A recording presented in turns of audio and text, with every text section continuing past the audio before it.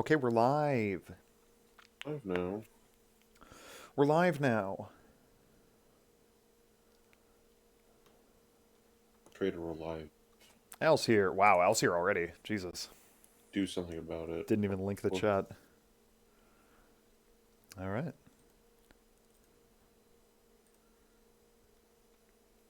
Let's get back to it. One thing that I decided.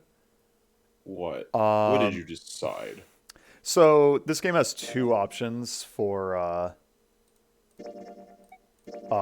the way the game presents itself in the story. Adventure and novel mode. I Yeah. think probably should do novel mode because there's like a lot of there's like some narration that like goes over a lot of like details and shit that makes the story like better, I guess, if that's okay with you guys.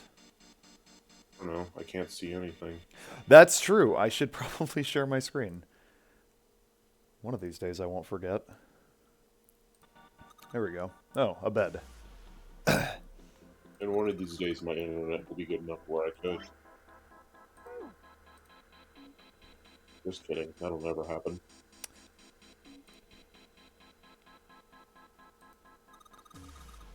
But yeah, I don't know. Like I guess so far we haven't really missed out on much. I think the thing that mostly like probably the biggest thing that we would have missed out on so far is like the description of like gore and dead bodies is pretty Oh. gruesome, and that's hype. I'm gonna do this.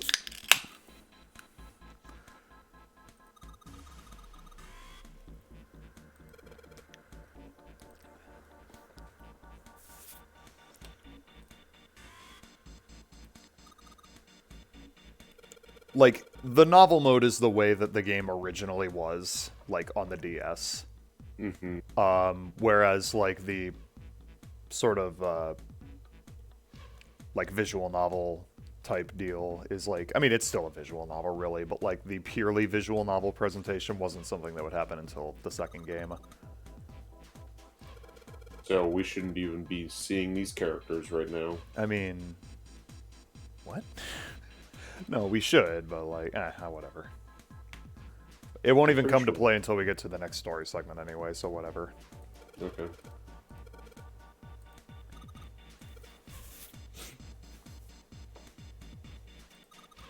What does it see? The door. The only issue is we have had that fun Otis sequence where she flies across the screen in novel mode. That happened when Seven called her an old hag or whatever in the Yeah. end of last episode. Oh yeah, when they were fighting. Yeah. True. And her small portrait just kind of bounced around a bunch and flew across the screen. True. Well, there's nothing we can do here. Let's look at this table. A music box. Oh shit. That's not a music box. That's a music. Yeah. Where's the box? Yeah, that true. Where is the box? That's just music. It's a lamp.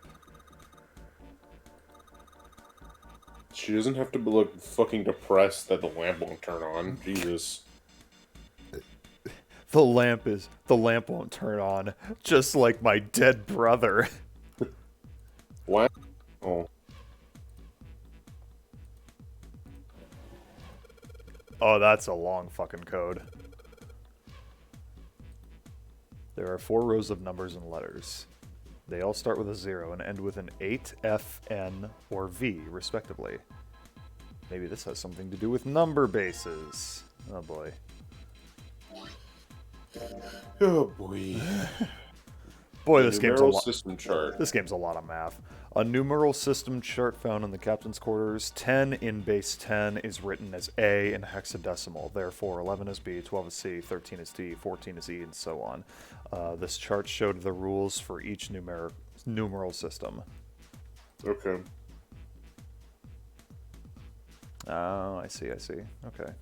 All right.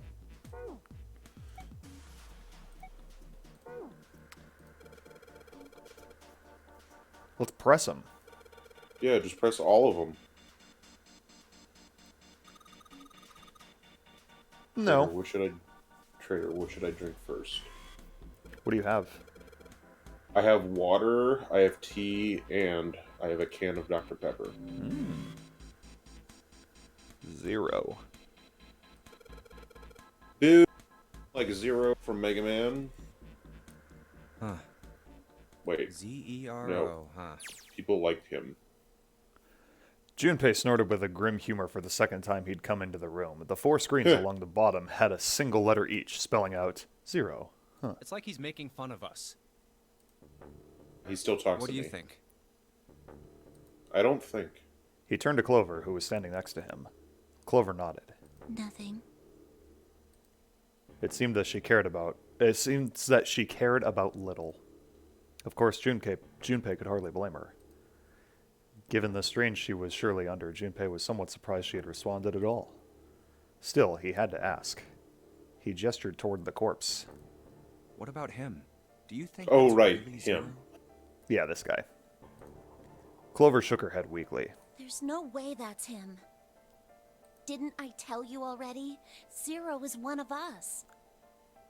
Al said novel mode reminds me of old school novels like Higurashi. Yeah. Is novel mode, like, cool with you in Well, that case? Even if he wasn't one of us, there's no way that man could be Zero.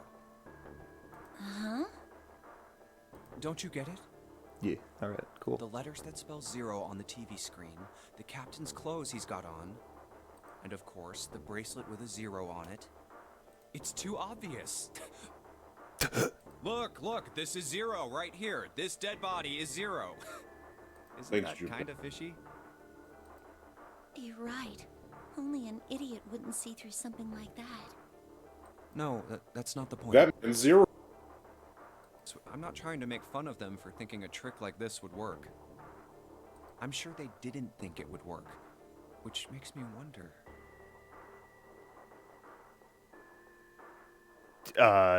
Is he gonna say the second part of that line? I think this is a challenge. I guess A not. challenge from the person Nope. who's really behind all of this. He's making fun of us. Don't you get it? If whoever killed this guy really wanted us to think this corpse was Zero, they'd never have put a bracelet on him. Walking around with a 0 bracelet would be like hanging a sign around your neck that said, "I did it." I did it. Anyone with a brain I would be did, able to darn- see that this darn guy guard is it. supposed to look like everything Zero is supposed to be. Just like we did. The killer must have known we wouldn't think he was Zero and put the bracelet on him anyway. Do you know why? Why? Like I said, he's mocking us. Too bad, suckers, this isn't Zero. Where's the real me then? See if you can catch me. It's the same bad joke a lot of criminals What like if to play. Junpei is They'll just Zero? sit back and watch people run in circles. It'd be funny. That's And really... he just has amnesia. Yeah. It almost seems kind of childish. Yeah, you're right. It's really childish. It's like it's just a game to whoever this person is. That's what seems funny to me. Junpei bent down next to the corpse. All right, He poked let's it. get back to the point. Who killed this man? I don't know. Probably 0. And what's this guy's Probably deal? Mysterion. Who is he? Who is Mysterion? How would I know that? If I knew anything, I would have told you.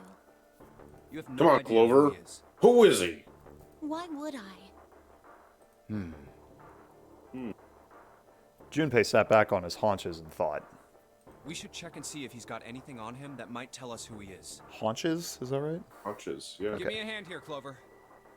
Huh? We gotta flip him over. How else are we gonna search his pockets? Oh boy, time to touch a dead body. Clover didn't move. Okay, fine. Guess I'll do it.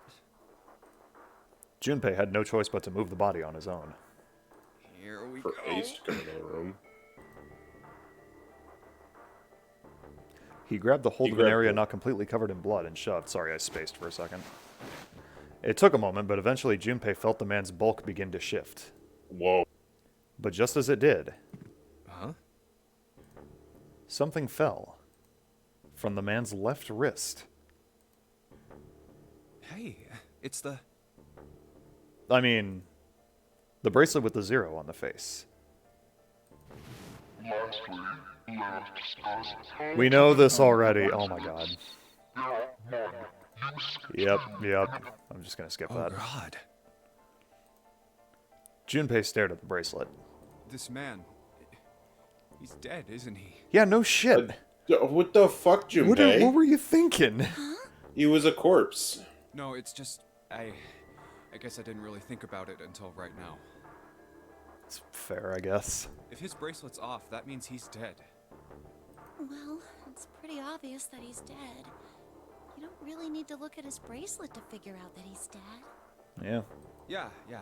If we put that I guess one you're on. right. It is pretty obvious. Well, If we looks a lot better than 50. the other bodies we've seen, though. You know? Oh, Junpei, no, that's in poor Junpei. taste. Her brother is one of those bodies. I mean, if That's Allegedly. That's almost fucked looked up. like he was still alive. allegedly one of those bodies. Yeah, true. I mean, I know it's kind of a messed up thing to say, but he kind of has it better, you know?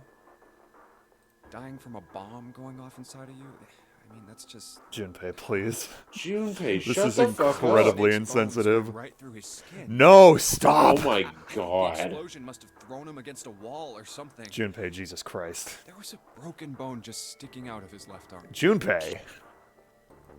And, Suddenly, Junpei realized what he was saying, like the dumbass he is. How could he have been so cruel? He clapped his hands over his mouth. But he was already too late. But it was already too late. But it was fuck. He turned to look at Clover.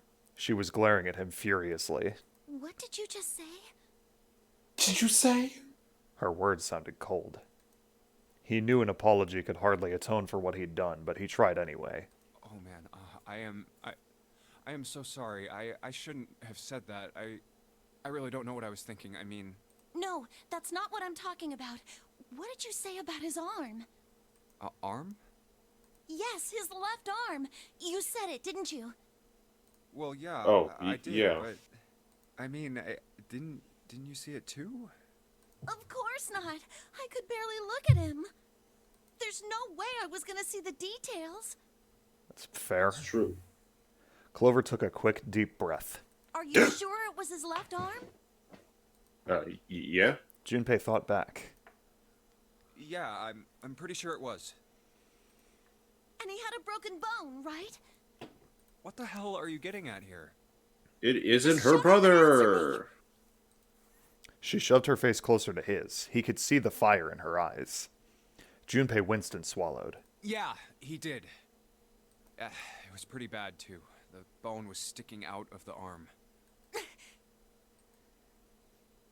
No sooner were the words out of his mouth than Clover's expression changed. Clover? What's wrong? Look, I'm sorry if I said anything. Suddenly, she was crying. Junpei wasn't sure what to do. Thank you. Thank what? It was close to the last thing he had expected to hear. Huh? What are you... Excuse me. Junpei had no idea what just happened. I would like that to be added to the novel screen, please. The burp. The burp. Excuse me. He didn't think he'd done anything worthy of thanks, and he couldn't understand why she would have chosen that moment to begin crying. So he simply stood there, confused. Thank you so much, Junpei. She thanked him again, and then something even stranger happened.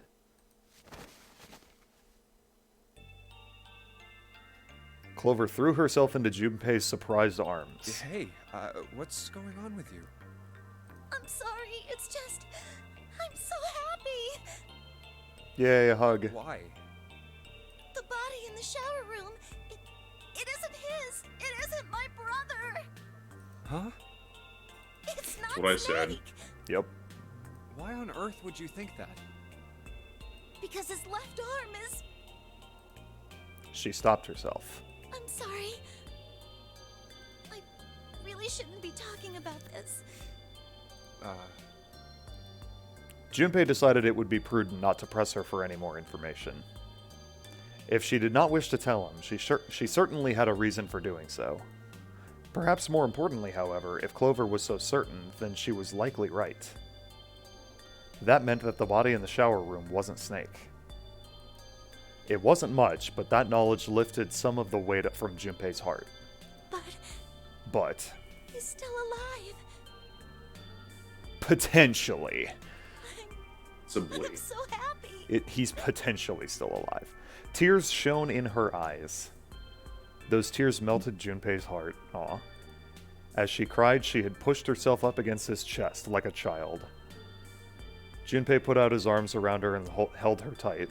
I'm so glad. Huh? Junpei, you were right. Huh? No matter what happens, you can never lose hope. Yeah, that is what he You said. have to remember what's most important, and that's to have faith and to have love. If you can remember all of those, that'll bring you good luck. Clover reached into her pocket and pulled something out. I wonder what it could be. It was a gun! Knife. She stabs him. Turns out she was Zero all along. I am Zero. Yeah. That wasn't my brother, you fucking buffoon. I would never kill my brother. It was a laminated bookmark with a 4-leaf clover. I only made it here because you gave me this. I was suspicious of everybody. I'm glad we decided to give her the clover. But because I had this 4-leaf clover, because of what you said to me, Yeah. Junpei hadn't thought his words would have had such an effect on her. Her words were making him feel a little awkward. Thank you so much, Junpei. She looked up at him. He scratched his nose and pretended to notice something interesting somewhere else in the room. Oh, if you really want to thank somebody, you should be thanking Santa. No, Santa? do not jump up there. Why? Well, he was the one who gave me that thing. And the words for each leaf, I got that from him too. Damn, Junpei. Oh, Way to out yourself as a fucking, phony. Absolute buffoon. Uh, Yeah? Then suddenly, Clover broke away from Junpei. Good. huh? He looked confused. He hadn't thought she'd react that poorly. Clover began to pace across the room.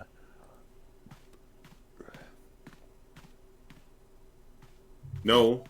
No. Down. 6 steps to the left, 6 steps to the right, and another 6 to the left, and then she stopped. did, Cha-cha. Now did y'all. Santa really tell you those things? Her eyes were serious, but not angry. Yeah, he did. Did I say something wrong? Am I, just checking. Literally everything, Junpei. Um, Literally everything you said tonight has been wrong. Anyway. Oh no, not at all. In fact, this could be really good news. I think.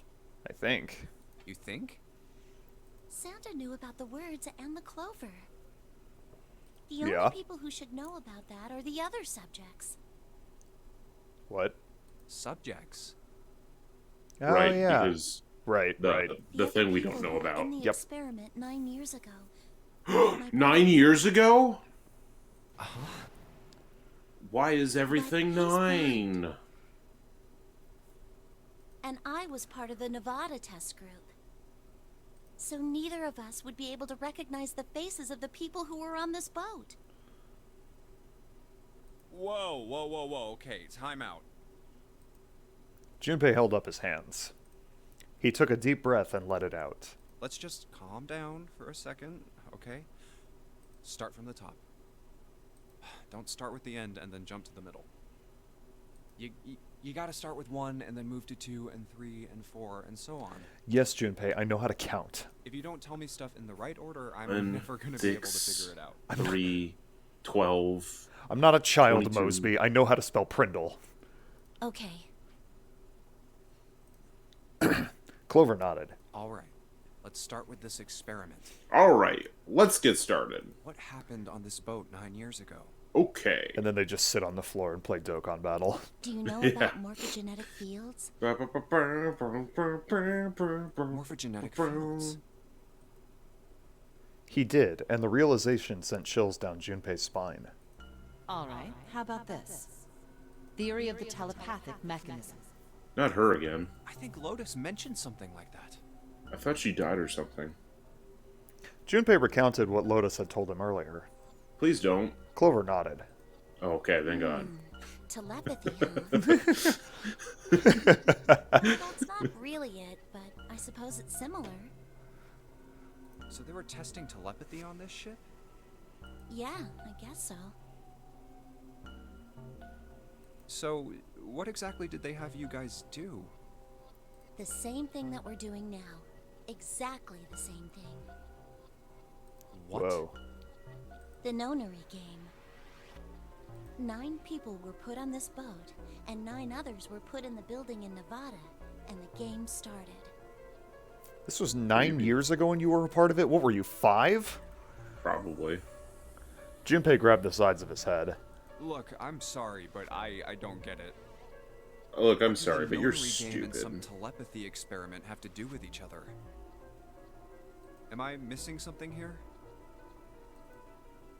Clover bit her lip. She blinked back sudden tears. What had happened to her in Nevada? The ability to access a morphogenetic field is affected by a couple of things. The first is epiphany, and the other is danger. You know how sometimes when you're up against a really tough problem, and then the answer just kind of pops in your head? That's an epiphany. And what you learn from the epiphany can be transmitted with telepathy. When you add danger to that equation, then it gets easier to transmit that information over telepathy. So you're saying the nonary game was supposed to introduce that element of danger? Yeah, but it couldn't be just any old danger. Danger! Life and Life death. or death. And someone did actually die. A girl. Junpei felt the sudden grip of despair on his heart. Something deep and distant and powerful squeezed, and for a moment he felt very, very empty and alone. She was on the boat with my brother. I was in Nevada. I never met her, but I did hear her name. Her name was... The sound of the door opening was like a gunshot. Junpei spun around. Hi, Ace. My apologies, I seem to have disturbed you. No, you're good. How dare you? What's up, Ace? You two must have strong stomachs. I can't imagine how you could stay in this room for so long. Ace glanced down at the floor. Yeah, as at the corpse covered in blood. At any rate, Junpei, would you be so kind as to come and help me with something? I'm having a little trouble and I But could really use To your get the assistance. name of someone. Very important to the story, damn you. Come on, it'll only take a moment. With that, he turned and walked back toward the communications office. Clover waited until he was out of sight, then spoke in a small, quiet voice. I don't want Ace to hear us. We can talk about this later. Huh? Hey, wait! Clover ignored him. From outside, Junpei could hear Ace calling. It was too Junpei, late. what are you doing in there? Hurry up!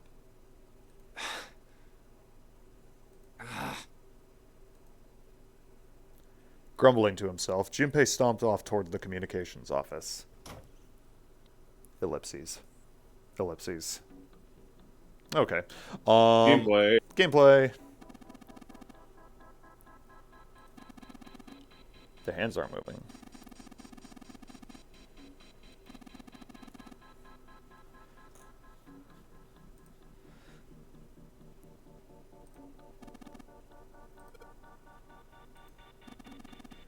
That wasn't a joke. I know, man. 10 o'clock and 2 o'clock.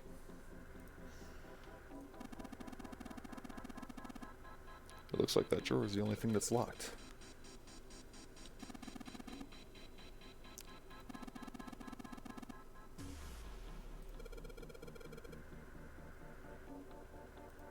Cables. That must mean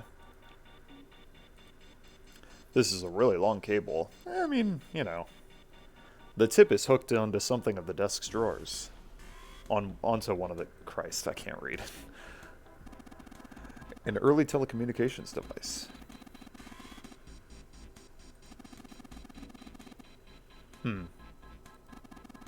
I imagine it's broken. Why would you break it, Ace? Headphones. Let's listen to some fucking tunes. Some beats.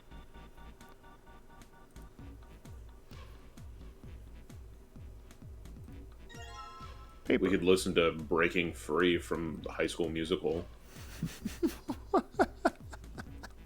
It's such a random reference.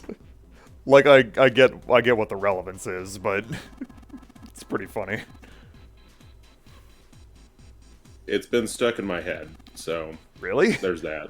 Yeah. Since when? Last Friday? Were you watching High School I went- Musical? No, I went to karaoke and yeah, it was sung there.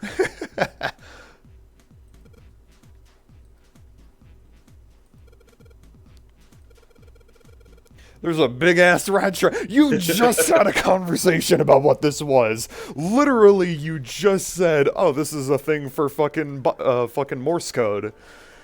Hey Ace, there's a big ass rat trap over here. Junpei, you are so goddamn stupid. I told you. Jesus Christ. There's no cheese on it, unfortunately. What an absolute moron. Oh my god, what a fucking buffoon. Lamp.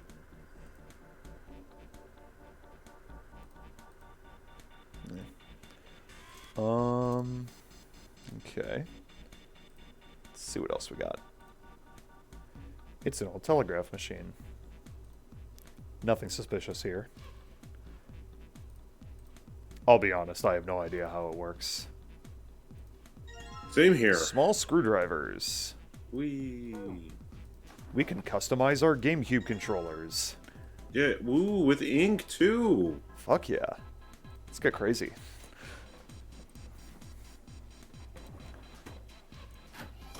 Oh, now we're back in here. Turn around. I wanted to look at these again. Yeah.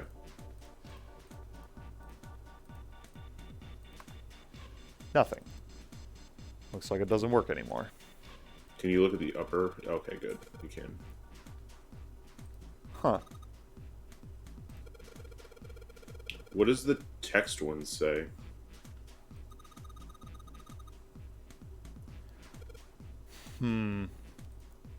There's nothing on the monitor. Oh, I Oh. think that's just TV static. Okay. Yeah. Okay, so... 0. Let's look at this. Because I have a feeling that the... How many... Oh, the power's not on. Oh, well. Guess we gotta do something with that first. Okay, I see. Well, I was going to say it probably has something to do with what 0 it would be. Or like the number. the fucking numerical root of what 0 would be in hexadecimal or some shit. Or some shit, for sure.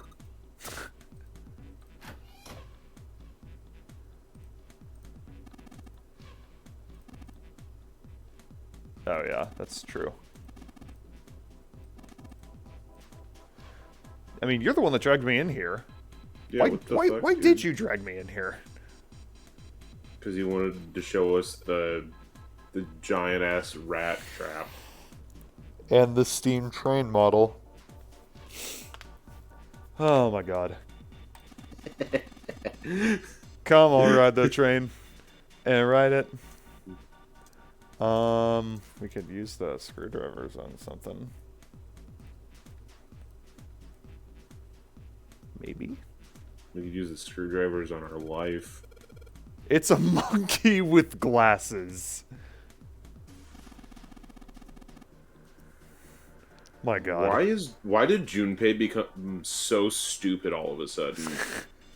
I think he's just being dumb on... he's probably being dumb on purpose. For your sake, I hope so. Oh, man. Well... What can we do with the items? A music box.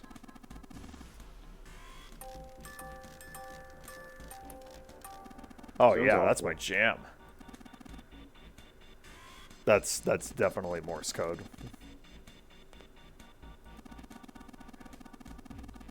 Oh my god, I can't believe this game ripped off the Great Ace Attorney Chronicles.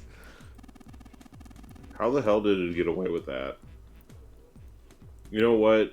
Go watch the They Great Ace probably- Attorney VODs. They probably watched our Great Ace Attorney VODs. in You know order to what? Pull that off. It's true. Cylinder.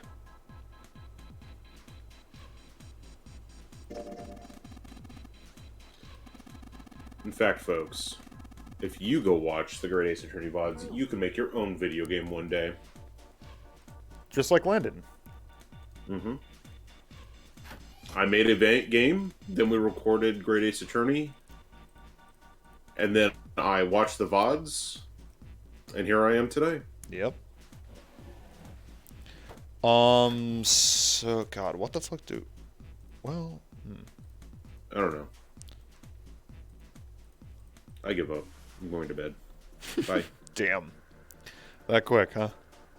I got like 2 hours of sleep last night. Oh, really? That sucks.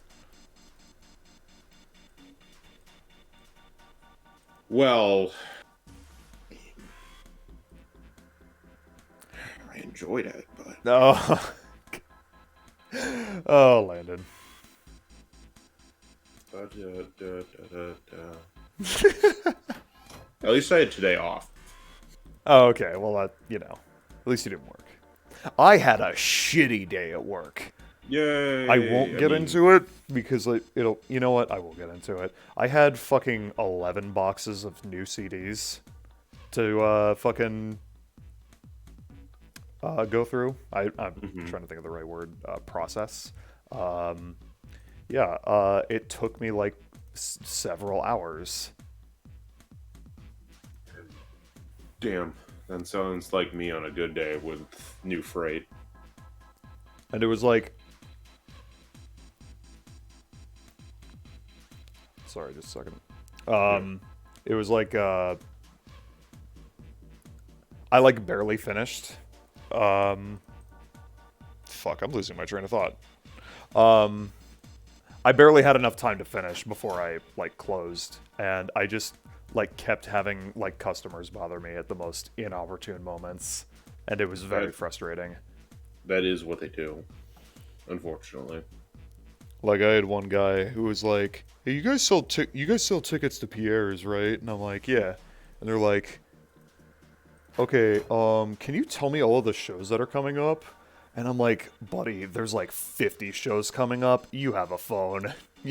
You can look at their website." He was just Alright. I'm gonna go blow my nose, Okay. and then I'm going to look up what the fuck we're supposed to do. Okay, yeah. Oh, because and then Trader's going to launch himself do we have like a across the room. pen or something we can find? I don't know. Do we? Because we have a piece of paper and we have ink, so I can't combine them, but I can search this. Yeah, we don't have a pen.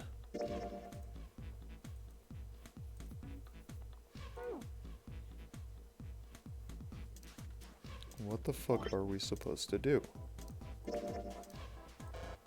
Nope.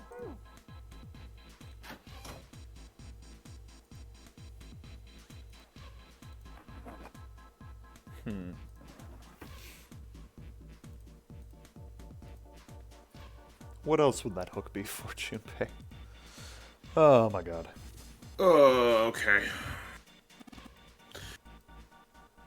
The headphones.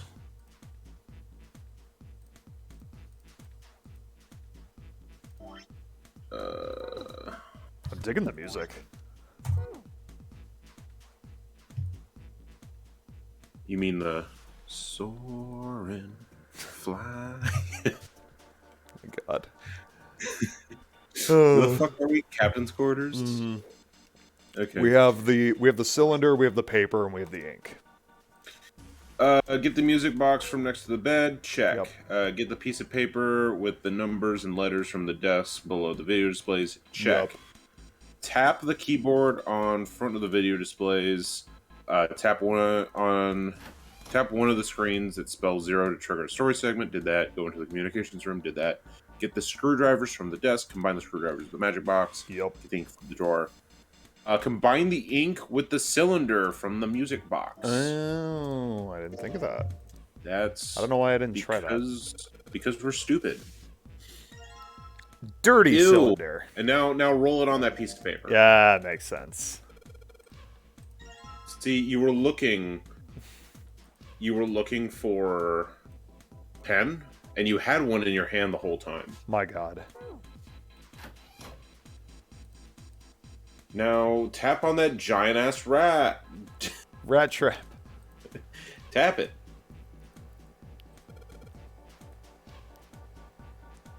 Oh my god, seriously? Do it. How do you Just hold it. Yeah. Okay. I blanked on how Morse code worked for a second.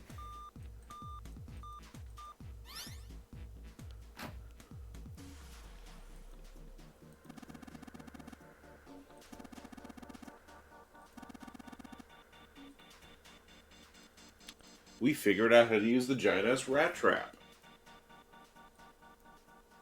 What the fuck does that say? A red file lay in the drawer. Junpei reached down and picked it up. Looks like there's something on the cover. Trying to find what the fuck does that say? ALLICE. Oh, I thought it said magic. All ice. No, it says Alice. Alice. Alice. Does this mean? Junpei couldn't hold back. He had to know what was in that file. Holy shit. Each Ew. page was covered with strange characters. They looked like tiny drawings of birds, snakes, insects, horned animals, wings, and even kneeling humans. What could it be? There were many pages in the file, and each was full of these strange What the symbols. hell is this? Oh my god, Junpei. He didn't realize he'd spoken out loud until Ace looked over at him. They are hieroglyphs, a form of writing used in ancient Egypt. Oh, fuck yeah. It's time This for really is Yu-Gi-Oh! Yu-Gi-Oh! Forbidden the Memories. That's right. Can you read them? Damn, I thought we got rid of that thing. I can't. What would make you think I could? What the hell? Junpei flipped through a few more pages. It wasn't just one or two pages that were covered in the strange symbols. Every single page was covered in them. Whoa, the whole thing's like that. Trying to read them was pointless. Junpei wasn't going to waste any more time with them. He made to choose the file. He made to close the file, Jesus Christ. And something fell out. His Huh? dick. What's this? He bent down and picked it up. Oh, a key card. There was a symbol on it that reminded Junpei of the symbols for the Saturn and Mercury key cards. It was a penis. This one, however, had a dot in the center of the male symbol. Uranus. Heh, That's the Uranus symbol. heh.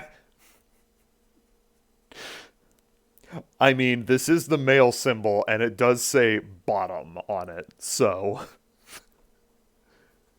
Hell no. In addition to the Uranus Something's symbol, written Oh, on the there right, were bottom. 3 words engraved on the cards as well. Thank you. bottom deck library. Bottom This text must be the library. library. This must be the key to the society. So it would seem. Bottom deck library. Uh, Oh. Junpei remembered something he'd heard from Seven when they'd been in the chemical closet. Seven said something like, Alice sleeps in a small chamber past the Forest of Knowledge beneath the navel of the Gigantic. could beneath Thank the you, navel Seven. be the bottom deck, and the Forest of Knowledge is the library? Then could Could Alice be in beneath a the room navel be somewhere the beyond bottom library? dick? What's wrong? Something on your mind? Dick. Junpei blinked. Only then did he notice Ace looking at him, curiosity and concern written across his face at equal parts. In equal parts. Yeah. I just remembered something. Is that so? What about? Well, don't laugh, okay? There was no reason for Junpei to hide his thoughts. He began to explain his theory to Ace. He then stopped. It wouldn't make any sense if Ace didn't know who Alice was supposed to be. So he told Ace everything June had told him. And also everything Seven told him. The Egyptian priestess. Mostly and Ice Nine. Dick. And Dick. The woman who wouldn't melt, who was recovered from the Titanic disaster? They called her All Ice, which eventually turned into Alice. And she was purchased by an English millionaire. I thought she who was called himself Alice, and then they Bourgoin. turned it into All Ice. No. According to Seven, this ship is where he hid Alice.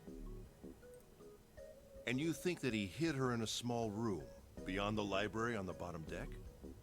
The Yeah. bottom dick, yes. Well, I mean, it is just a theory. That is a theory. Ace stared off into the distance, his hands slowly and absentmindedly stroking his beard. As one does. After a few moments, his hand stopped. He turned slowly to look at Junpei, and his brows drew together. Junpei, have you ever heard of the term CAS? Cass. It stands for Cells Alive System. It is an advanced technology for freezing and preserving organic matter. Oh shit, more of this Put shit. simply, it is a technique that allows one to freeze things without the formation of ice crystals. It stands for cock in ass sex. Normally, if you freeze something fresh, water within its cells expands as it crystallizes, damaging the cell membrane. CAS, however, works differently. The object to be frozen is supercooled using magnetic fields, and then frozen instantly and uniformly, giving ice crystals no time to form. It was originally developed for the preservation of food, as an alternative to the normal freezing process. Now, Thank you, however, Ace. there are rumors that it can be used for other things. Other What do things? you mean, other Like dick. things? Well, there are obvious medical uses, but perhaps also space travel. Space travel. Space travel? Are you serious? 999 Suspended animation. in space. It's a fairly common idea. in What if we science played the fiction books Notary and games films. on the moon? Fuck yeah. People are sometimes frozen for especially lengthy Ral, do journeys you want through to play space. on the moon?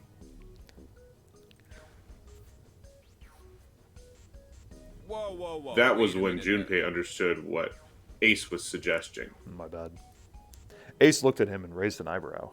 Are you saying that Alice was frozen using that Cass thing? Thank you for picking up on my slack. Well, I'm sure the possibility is Sure. quite low, but it is a possibility.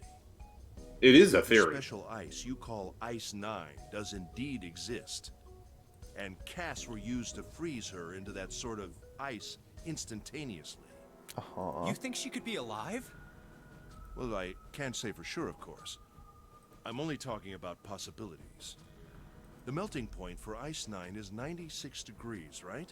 Yeah. If she were put somewhere where she could reach that temperature, That's nuts. Are you really saying she could have defrosted and started walking about? you're quite right. It does sound unbelievable. But if she had, then we would have an explanation for the man we found dead on the floor. You mean the guy dressed like a captain? Yes, Yes. You mean he zero? was dead when we found him. Clearly, but if he was murdered, Oh, fuck. then by whom? By whom? It couldn't have been one of us. That would be impossible. In order to enter the captain's Could be quarters, Snake. one must first open door 1. That door that requires the Earth key prevented us from accessing door 1. Who was it that opened that door? Santa and Lotus. Right. Clearly, the two of them could not have opened door 1. They or missed a any other space door for right that there. matter. They did. Who else then could have done so? Snake. Junpei thought for a second. Nobody. Nobody. After Santa and Lotus used the Earth Key, they turned back and met up with me and June. Then we returned to the large hospital room and found Ace, Seven, and Clover. While we'd gone into the shower room, Ace, Seven, and Clover had stayed behind. But it's impossible for those three to open door 1. But what about when June and I took the elevator to door 2? No, still won't work. We were only gone 5 minutes. No human being could have run to the captain's quarters, killed that guy in there, and run back that fast. But Sonic the Hedgehog could. It would be And Sonic the impossible for Hedgehog's any not of us to be human. the murderer. Yeah. That being the case, who could have killed him? Sonic the Hedgehog. Would it make sense the if his Hedgehog. killer was Sonic the someone Hedgehog who is had been in the Zero. ship for some time? What if Eggman was A Zero? person like that would know the ship well. He'd be showboating way more. Yeah. He'd know the locations of all the hidden passages and secret All doors. things point to Sonic, says Al. It's true. The numbered door would mean nothing to Zero is actually fucking Mephiles from Sonic It would be a 06. simple thing for them Oh, to no. enter the captain's quarters. Then you're saying the killer was Alice? It was Junpei's turn to raise an eyebrow. Ace drew his thumb across his lips thoughtfully. Well, this is all only one possible theory. The other possible theory is we did it. All ice. Alice. Alice. Is she really somewhere on the ship? That's kind of a spooky thought. Junpei had only one clue. Or only one... Yeah. Whatever. Had only one clue. The keycard was in it. Fuck. Maybe this card will give me access to the Forest of Knowledge. And the big mystery. What could be there beyond the Forest of Knowledge? Anyway. I don't know, but we're whatever. wasting a lot of It's gonna have to time. wait. I can't do anything right now. He knows we're on the clock, right? Yeah. He gripped the keycard tighter and shoved it deep into his pocket. Hell yeah. And then this Ooh, what's thing. that? The unique Unique key. key. All right, let's go back. Yep. Nope, not that one. The control panel for the electronic lock. Maybe the key I got earlier. Hell yeah.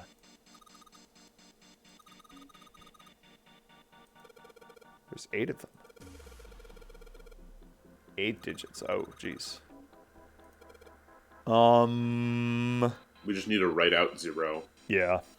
but in base 10. Base 10. So...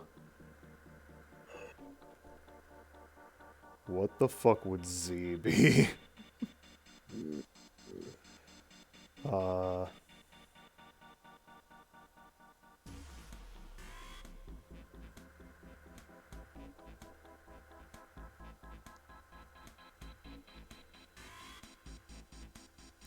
Fucking Cloud always calls Momo Moo Moo.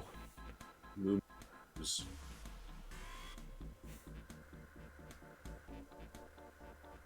I don't really care, it's just weird.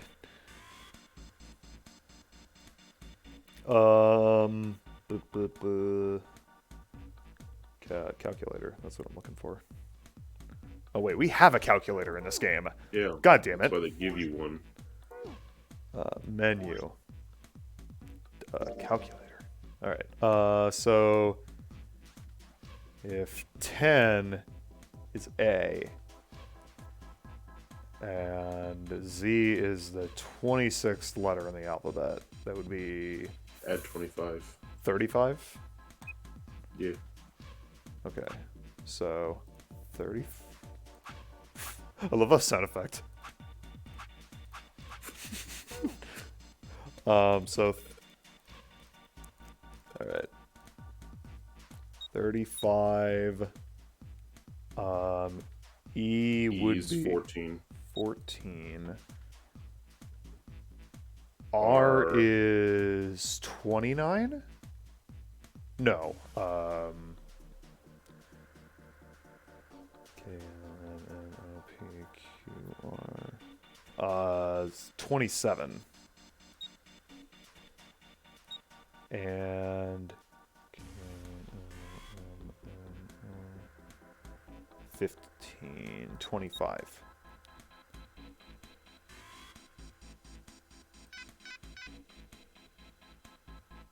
Did that not work?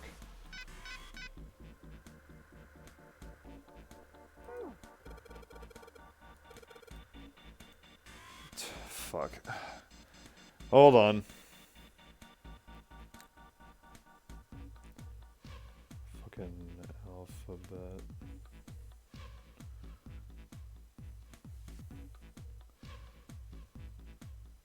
Give me the fucking...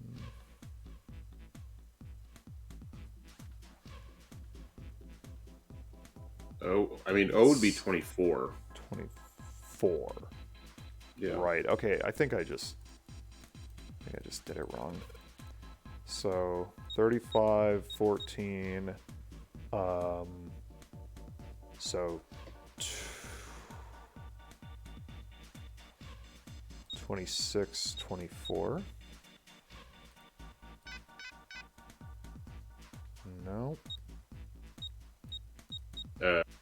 No, it would be 27. 24, 27? 24. Yeah, because it's with 24, 25, Oh, there we go. P, Q, R. So yeah, it's that, yeah, there'd be 3 off. So yeah.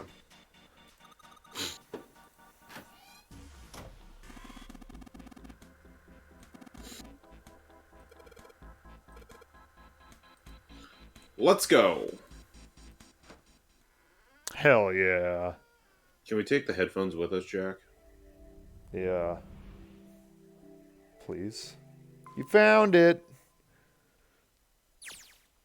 They stepped out of the captain's quarters and into another hallway. The hallway stretched out in front of Junpei for a bit before turning left like a I have great a question. backward L. What? Which is the bigger hallway simulator? 999 or Final Fantasy 13? All right, let's go. The answer is PT. Oh, shit. That game is all hallway. That game is hallway. Look at this hallway. He ran. And And ran. ran. And ran. And ran. At the end of the hallway was a door. That's the next door. He made straight for it. Wait, a piece of paper. He was nearly halfway to it when he noticed a piece of paper in the middle of the floor. Junpei skidded to a halt. This is... He dropped down to his hands and knees and quickly tore the paper off the floor. Map of the ship's interior for A-Deck. Why? What's wrong? Paper. I found a map. Ace, slightly slower by virtue of his advanced age, had finally caught up to Junpei. I found Wow. a map for this floor. It's fucking rude. He doesn't even look that old. He looks like 50. He looks He 49 at best. He showed Ace what he snatched from the wall. I thought it was on the floor. I thought, yeah, what the fuck? What the I know I'm like really tired, Yeah, same. but I thought he said like he got on his hands and knees. What the fuck? No, yeah. Let's see. Piece of paper in the mid. Oh, I think the floor, meaning like the floor on the ship, like first floor, second floor, third floor. That's probably what it meant. But he dropped down to his hands and knees. Pull that back up. No, oh no, yeah, no. Hands and knees, quickly tore the It paper tore off the the paper What the off the fuck? floor. Right there. This game is gaslighting us. I see. With that, he began running again past Junpei. Well, that was anticlimactic. I should keep this, though. Oh my god. Junpei shoved the map into his pocket and got up to follow Ace. But something stopped him. Hey, It was the where's knife Clover? from Clover. Oh, fuck. He turned around. Clover was nowhere to be seen. Damn it. What the hell is she up to? Junpei muttered angrily under his breath and took off back with the way he'd came. As he stomped around the corner, he saw her. She was standing in front of the door to the captain's quarters, her hand on the doorknob. Clover! Huh? As Junpei watched, she closed it gently and quietly. What the hell are you doing? Nothing. What do you mean, nothing? She ate his body. Clover had unconsciously put her hands over the pockets on her jacket as if to hide something. What the hell is that? What? You've got something in your pocket. What is it? Oh, this? It's the headphones that were playing Breaking Free from the hit TV movie High School know. Musical. A note? Unironically, though, High School Musical is probably the most successful TV movie of all time. Yeah. It's true. I found it in the pocket of the guy with the captain's clothes. It said something about the darkness of the sinister hand or something. What the hell? Let me see it. No, not right. But Junpei wasn't going to get to see it. From the other end of the hall, he heard Ace's voice. Hey, Junpei, Clover, Traitor, shut up. what are you two doing? Meow. He's getting mad. Clover I'll shrugged. show it to you later, all right? Come on, we gotta hurry. Okay. Before Junpei could protest, she was gone. Around the corner and off down the long stem of the L. A note? A note. Junpei was curious. But there was something else that bothered him. From the look of that pocket, it doesn't particularly look like just a note. Jeez, what are you thinking? For crying out loud. Junpei did his best to convince himself that it would make sense later and ran off after Clover. She stole the Zero bracelet. Probably. That's what I would do. Junpei pushed through the door Through the door. and found himself in a large room with a large set of stairs. Did you want to read? I can read. I mean, you don't have to. I'm just offering it to you if you want to. No, you can keep reading. Okay. The big stairs. So this is where it ends up. Just like it says on the map. It was just what he'd expected to see after reading the map. His IC after reading the map made himself His IC after reading the map himself meant that Ace had probably realized the same thing. Ace, did he head down? He put his hand on the handrail and leaned over to look down. Oh, there he is. There he is.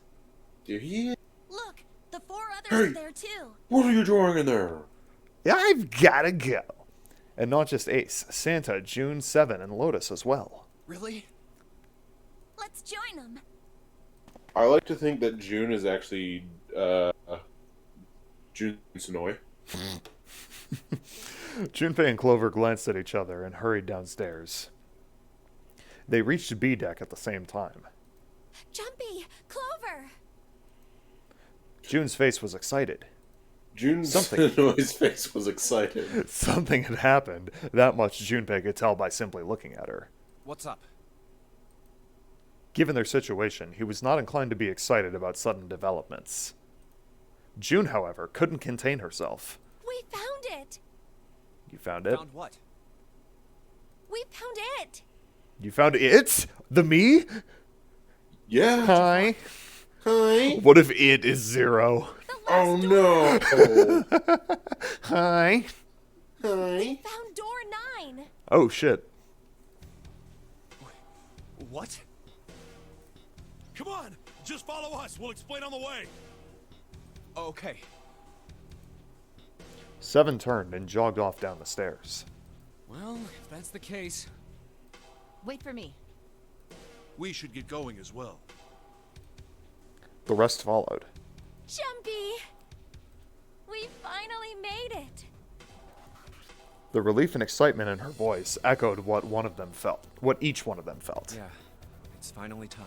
Where are we in the flow? Oh, we're close to the end. Oh fuck. We could be done. Well, we're not going to be done. We're doing every ending, I but know, but we could be done with an ending tonight. in just a moment. Probably could do 2. Yeah. Junpei wasn't quite ready to believe they'd really done it, at least not just yet. Still, if everyone said that it was door 9, then it probably was. We've reached the end. He can't. What, does he not think that they can read? He could feel his heart racing. A mixture Giant fucking number? A mixture of anticipation and fear ran through his veins, and he could feel his legs shaking. He was doing his best to maintain a sense of healthy skepticism, but he couldn't deny that the prospect of escape was an exciting one. Something's bothering me. Only 3 to 5 people can go through the numbered door.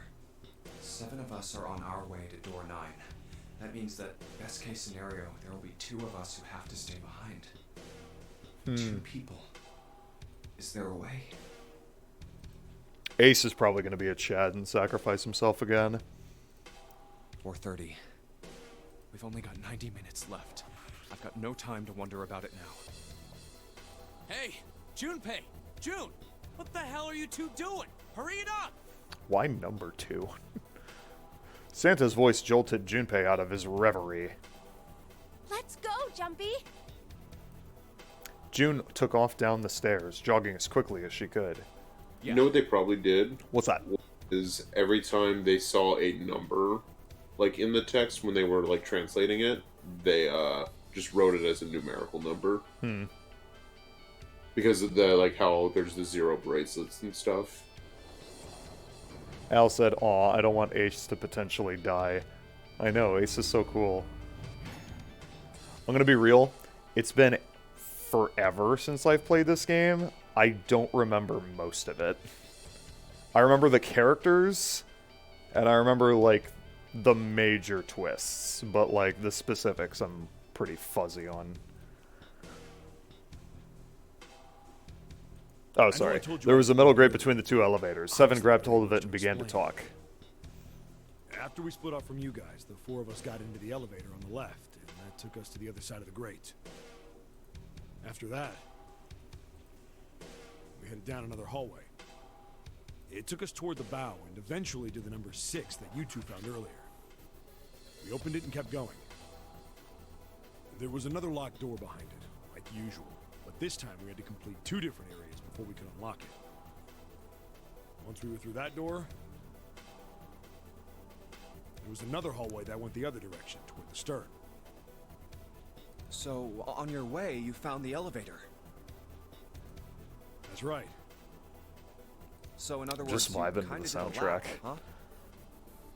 You came from Soundtrack that is side to good. this side. Mm-hmm. Yeah. I can actually agree for once. With that settled, Junpei looked around. So, where's the number 9 door? Over here. Follow me. 7 began walking down the hallway that led toward the stern. He began waddling like a penguin. Junpei and the others broke into a jog to keep up with him. By the way, They had been walking for a while, June in silent step with Junpei when she spoke. you know, it's because of Santa that we're all here right now. Uh-oh. That all 7 of us are going to door 9. What do you do? You don't get it? Santa, 7, and Lotus. What's their digital root? 3 + 7 + 8 = 18. 9. Ah, yeah. It's 9. That's right. They could have just left me behind and kept going if they'd wanted to. But they didn't. Yes, because Santa wouldn't let them. He said, Wow. we can't leave June and the others behind. Chad That's move why from we went Santa. looking for you guys. And then you got on the elevator and went back to the central staircase. That's right. Well, I wouldn't have called that one. that Santa would be the one to stick up for you. I mean, Yeah, he's kind of a prick. But, like, yeah. Junpei felt his eyebrows knit as he considered that. Oh, don't get me wrong. He is a Perhaps prick. June had sensed Junpei's concern. I don't mean that Seven and Lotus said they wanted to leave me behind. We were just talking about it, and Santa objected to it first. is that so? Junpei was about to respond when Seven suddenly stopped. We're here. In front of them stood a door. So, is this... Yeah. Junpei couldn't see Seven's face, but he could see him nod. There's no other place for us to go. Nope. Just look around. There's a big old iron wall at the end of the hallway. The other hallways on the left and right are blocked by metal grates. I see. It looked as though Seven was right. The door in front of them was their only choice. All right, let's get moving. He pulled open the door and opened the door and walked in. Junpei took a deep breath and followed. There it is. It appeared they'd been telling the truth. No way. Question is how is the keycard going to come into play? The first thing Junpei saw as he entered the room was the number. God, this music is spooky. Like all the others, it was a rough thing made of red paint. The door it decorated sat on the back wall of a rectangular room. Junpei ran up to it. The 9 door. It was a large double door with powerful styling.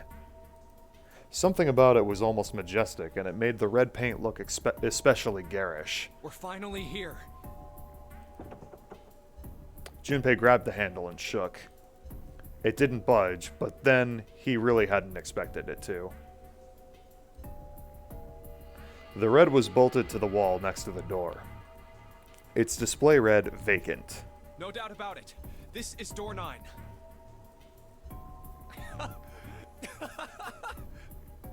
Oh, finally!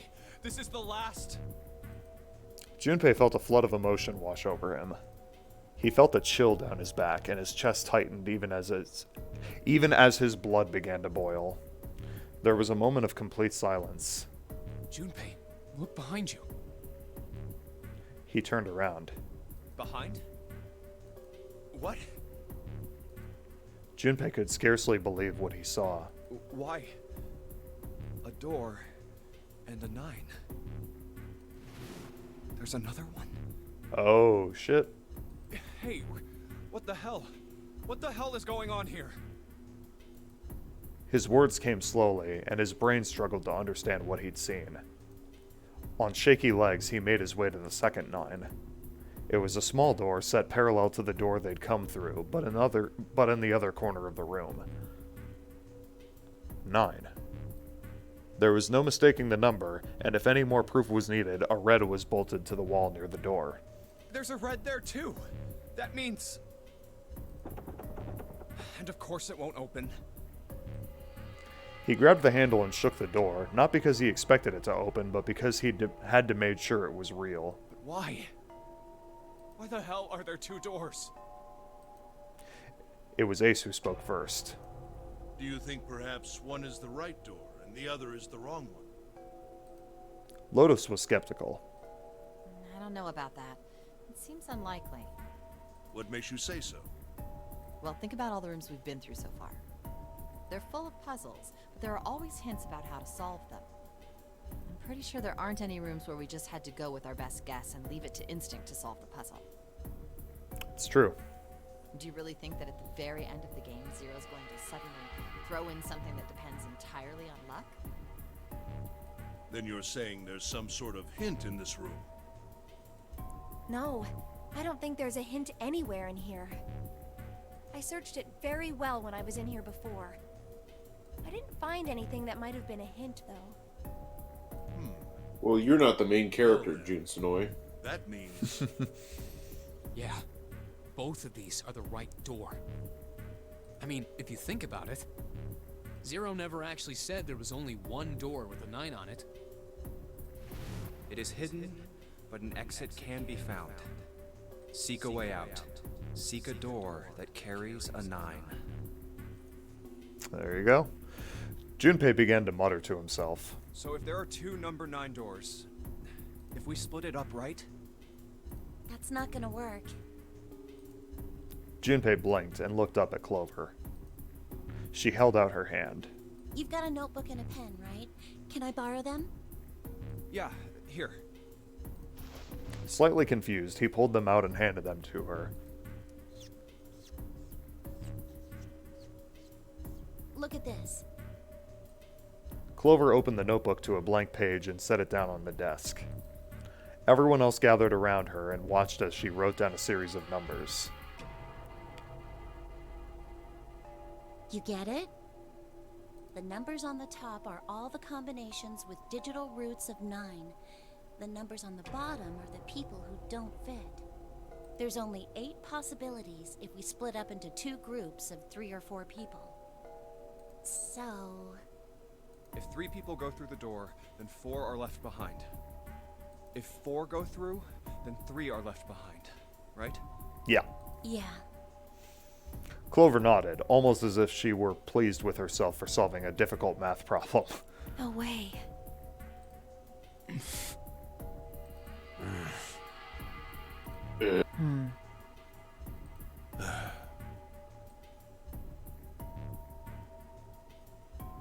The room went very quiet.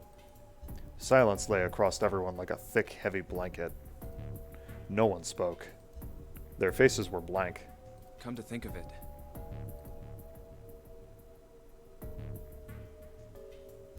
Desperate for something else to look at, Junpei turned his eyes into the room around him. what is this room? The walls were covered with candles. The wavering flame made the shadows of Junpei and his companions look as though they were dancing. 2 rows of wooden pews filled most of the room. Pew. It looks like it's set up for some kind of ceremony. But what kind? Between them was a strip of rich red carpet. Could be a marriage. Could be. The carpet ran straight through the room, ending at the door that pointed to the stern of the boat. At the other end of the carpet, Is that an altar? it was a recessed space set into the wall between the 2 other doors. Sitting on a raised section of the altar was a coffin. Dead body? A coffin? No, it couldn't possibly be. But if it wasn't, then whose body occupied it? That was as far as Junpei wanted to pursue that line of thought. He decided not to think about the coffin for the time being. At that moment, Seven spoke. There was an edge of humor to his voice, but it was forced. Okay, I give up. I give up. I figured if we sat around here long enough, someone would volunteer. But I guess nobody's got the guts to do it. What are you talking about? Junpei didn't understand, and he wasn't the only one. What? You guys didn't figure it out yet? Fine, fine. Let me enlighten you. Clover was mostly right with her little explanation earlier, but she missed something. She wasn't really wrong. She just... screw it. Let me just write it out. Seven snatched up the notebook and began to write in it. Everyone else clustered around him, desperate for a look. If you're trying to leave with a group of 3 and a group of 4 and get everybody out, Clover's right. But there's another way. Only one combination, though. If you split us up into groups of 3, 3, and 1, you can make this combination. Wait, this means... Don't get me wrong here. I'm not trying to copy Ace or anything like that. Even if he hadn't been the hero back in the big hospital room, I'd still be saying the same thing. The same thing? Are you saying? Yeah, I am. I'll stay behind. Chad. Why are you acting so heroic all of a sudden? Are you some kind of idiot? Yeah. Lotus was the first to speak. That in itself was a little strange. She'd reacted much differently when Ace had volunteered. No, I'm completely against this. I'll be goddamned if I'm gonna have to owe you for getting out. Oops. The rest of them began to speak all at once. I'm against it too. I didn't want to leave Ace behind, and I don't want to leave you either. I don't like that idea. There's gotta be other options. I disagree as well. I can't say I care much for you being the hero. Finally, they quieted down. Junpei looked at Seven. Well, there you go, Seven. Proposal denied. Clover's right. There's gotta be a better way than this. Seven made some noise that was somewhere between a derisive snort and a cough. Doesn't make any sense. He was doing his best to pretend they were making a foolish decision, but Junpei could see a twinkling of water at the corner of Seven's eyes. This was when Santa spoke. Whoa, hold on a minute. I haven't said anything yet. Shit. Until then, Junpei hadn't realized that Santa had stayed quiet for the whole discussion of Seven's fate. Something in his voice made Junpei uncomfortable. Are you agreeing? You want to leave him here? Santa shook his head. Nah, I'm against it. I don't want to leave Seven here alone. Then I don't see how it matters. I said alone. Huh? I said I don't want to leave Seven alone. Okay. There was a dull shine in Santa's eyes. They were cold and hard. And Junpei- refreshing.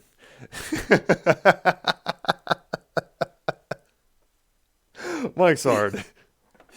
Somehow I did not catch that when I was reading it. I was just like too focused on the story.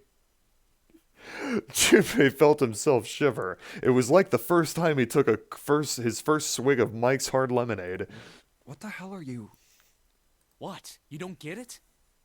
I can't leave just one person. I need 2 more. 3 people, including Seven. I'll be leaving behind 3 people. That's my proposal. No. Those are my orders. Excuse mean, me, orders? princess. What the hell makes you think you can order us around? Who the hell's gonna I'm listen to zero. You all will. In 3 seconds, you won't have a choice. you? What? 3, 2, 1. Santa was so fast Junpei could barely see him. When he moved, it was almost like watching a dance. His feet moving like lightning. He spun and... It was very... he had June. See? Fuck. I told you. That's not real. That's made of gold. Yeah, guns aren't made of gold. His lips curled into a cruel, mocking smile. Huh? What? A shudder traveled the length of Junpei's spine. His chest froze and he could feel his breath go stale in his lungs. Nothing made sense. Junpei felt as though his head were about to explode. Santa's sudden change in attitude, saying that he needed 2 more. The gun in his right hand, a revolver. Santa had grabbed June from behind and pressed what Junpei's shaken brain had identified it as a revolver roughly against her temple. Why? What the hell is that? Where on earth had Santa possibly found a gun? Junpei's questions roared in his mind, but his mouth refused to ask them. Seven spoke, almost as though he had sensed Junpei's confusion. The gun's from the other room. What room? One of the rooms behind door 6. I should have known he was gonna do this. I should have taken the gun. Well, it's too late now, fat ass. Wow, fuck you. Damn it. A mixture of fury and frustration twisted Seven's face, and he glared at Santa. Santa, for his part, didn't so much as flinch. The corner of his lip twitched to a slightly wider smile. Then the smile faded, and he began to move. He walked backward, dragging June with him. Before long, his back was resting against the door. On the wall next to him was the red. He put his hand on the scanner panel quickly and then forced June to do the same. Now, time for you to start following my orders. Ace, Lotus, congratulations. I've chosen you to come with me. Put your hands in the Nice. red. 3 plus... Yes, thank you, game. That was what Santa had meant when he said he needed 2 more. Hey, you deaf? I gave you an order. Santa's eyes narrowed to slits. He glared at Ace and Lotus. They stayed, frozen like deer caught in the headlights of an oncoming car. Right, fine. I didn't want to waste any bullets, but you guys just don't get it. No sooner were the words out of Santa's mouth than his hand twitched. And then the gun roared. A section of the floor exploded, scattering wooden splinters across the floor. A thin plume of smoke snaked out of the hole in the floor. There could be no doubt that the gun was real, and worked. He really shot it? But why? Santa, why are you... Clover's voice spoke of betrayal and disbelief. Santa, I thought you were one of us. I thought we were friends. What? You knew about the leaf words and the 4-leaf clover. Santa's cheek twitched, almost imperceptibly. What the hell is that shit? I've got no idea. You're lying. Shut up! Just shut up! You stupid bitch! You want me to put a bullet in your fucking head? Flecks of spit flew from Santa's mouth and his face twisted with rage. Clover recoiled, her eyes wide. When she spoke, her voice was very small. Santa. He snorted, then shook his head vigorously and turned to face Ace and Lotus. Alright, assholes. What are you still standing there for? Get over here and scan those bracelets. I don't have all day. Oh, what's the matter? Your hearing's starting to go? Going senile, maybe? Ace and Lotus still didn't move. It almost seemed as if they couldn't move. June's face was pale behind Santa's arm. Her eyes were wild and her chest heaved with every quick breath, like an animal cornered by a predator. Junpei's mind worked furiously. What were they going to do? Then he realized something. There was nothing they needed to do. There was nothing to debate. That's it. June's safety was the first priority. That much was obvious. Doing as Santa has commanded meant she would be safe from at least 2 threats. She wouldn't be shot, and she would leave the ship alive, along with Santa, Ace, and Lotus. There was only one thing for Junpei to do. It's the only way.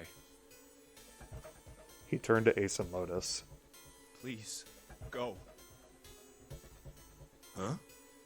No way. Jumpy, what are you saying? If you stay here, you're going to be stuck, Jumpy. And so will Clover and Seven. I know, Seth Bin. but you don't need to worry about us. We'll figure something out. Right, Seven? Right. You just leave it to us. It's gonna piss me off to do what Santa says, but... Don't worry about me either. There's still something I have to take care of. Yeah, we still don't know where her brother is. No, no! And also you we have a can't! key card to a library. Yeah. Ace, And there's a Lotus, don't come over! Corpse. Don't worry about me, please! June was almost crying. Junpei walked around behind Ace and Lotus. He gently placed a hand on each of their shoulders Please. and pushed them towards the door. They almost stumbled, then righted themselves and took another step, and another. They turned around and Junpei nodded. Go. All right. Fine. Ace and Lotus turned around again and walked slowly towards the door where Santa was waiting for them.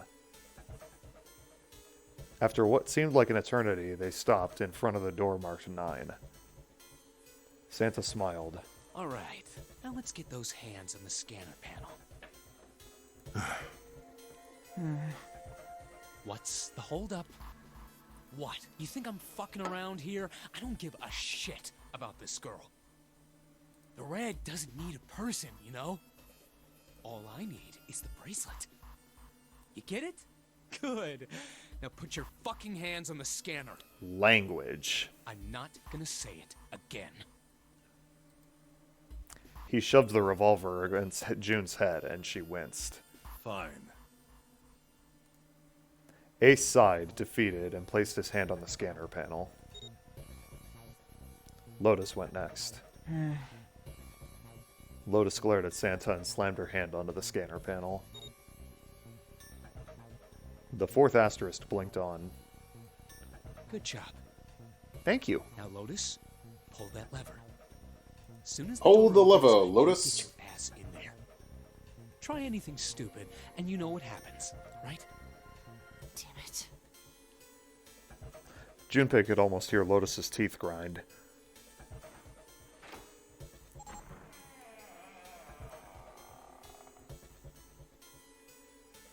The door slid open. Door number 9 opened at last. It opened with a low, powerful rumble, a drum roll that welcomed the chosen few. Good. Go. Lotus and Ace walked through the door, their eyes furious but defeated. Santa waited until they were all the way inside, then hauled himself and June across the threshold as well. Later.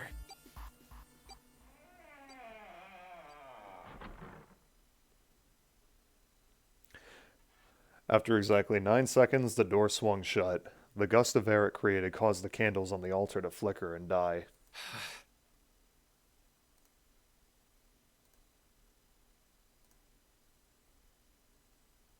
Damn.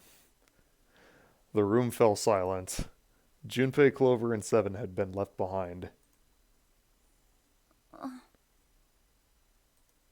Clover looked down at her hand and traced with her finger the faint blue veins that crisscrossed them. 7 shoved his arms into the front of his overalls and scratched his stomach. No one spoke. Except Silence. for Schrader. Meow. Silence made the air feel thick and oppressive. Desperate for something, anything to occupy his mind, Junpei walked to the larger of the 2 9 doors. He stood in front of it and looked at the red. It read engaged. He moved to the smaller door.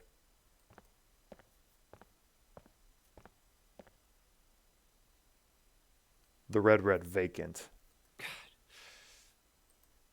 The digital root of the remaining people was 7. 5 plus 4 plus 7 equals 16. 1 plus 6 equals 7. If only Snake was here. Yeah! Junpei touched the surface of the door. June. He thought about June, about Akane Kurashiki. Was she safe?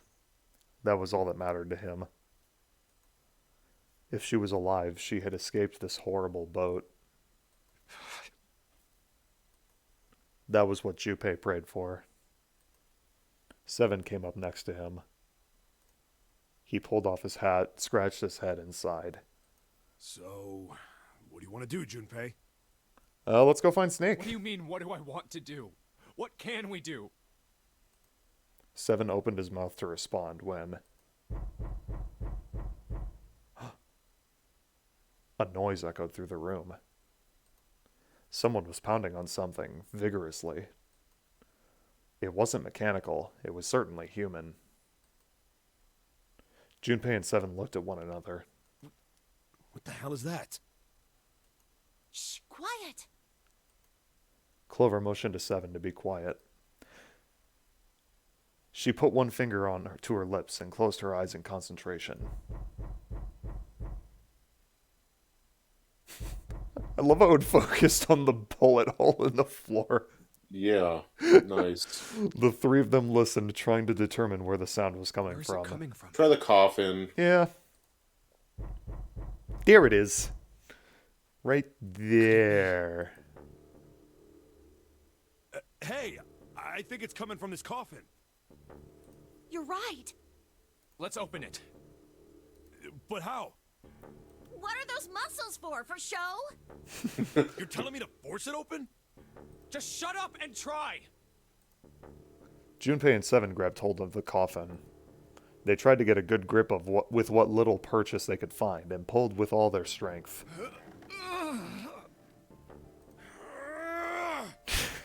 Great subtitles. Damn it! It won't even budge. Probably because there's a fucking panel here. There was some sort of keypad attached to the coffin. Its purpose would not have been difficult to determine. Their eyes were almost immediately drawn to it. Are we still before the... Oh no, we're on this side. So I guess some of our choices earlier in the game noted which side we ended up on. Because we weren't given a choice. Yeah, that's true. We'll have to look up and see what we have to actually do to get some of the endings. Yep. There was some sort of keypad attached to the coffin. Its purpose would not have been difficult to determine. Oh wait, did I read this already? Yeah. Another one?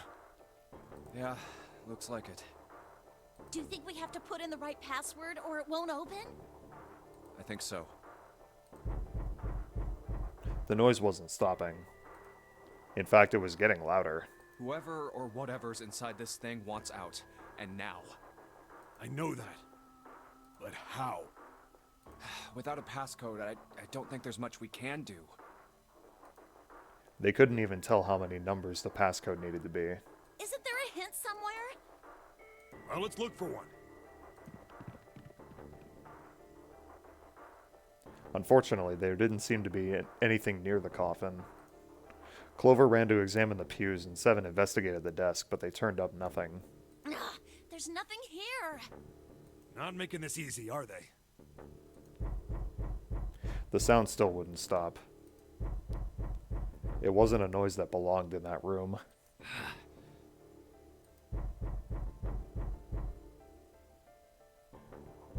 What's the passcode? It's just 9. Just What am I supposed to do? How can we just type figure it in out? 1, 2, 3, 4, 5. I need something. 1, 2, 3, 4, 5. Ooh. To be continued. What the fuck? What the fuck? Is that really an ending? Unfortunately, that's the wrong answer. Actually, I'm Santa. Whoa.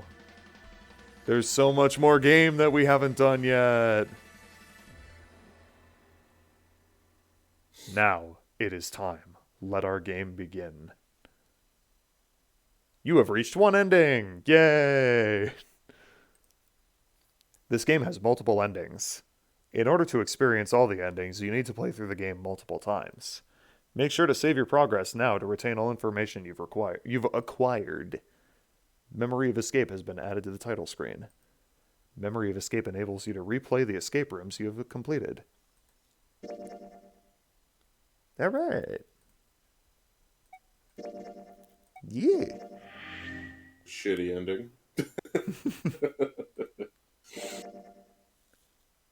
We'll see more. Okay. Well, we're locked out of this one. I don't know how to get to that.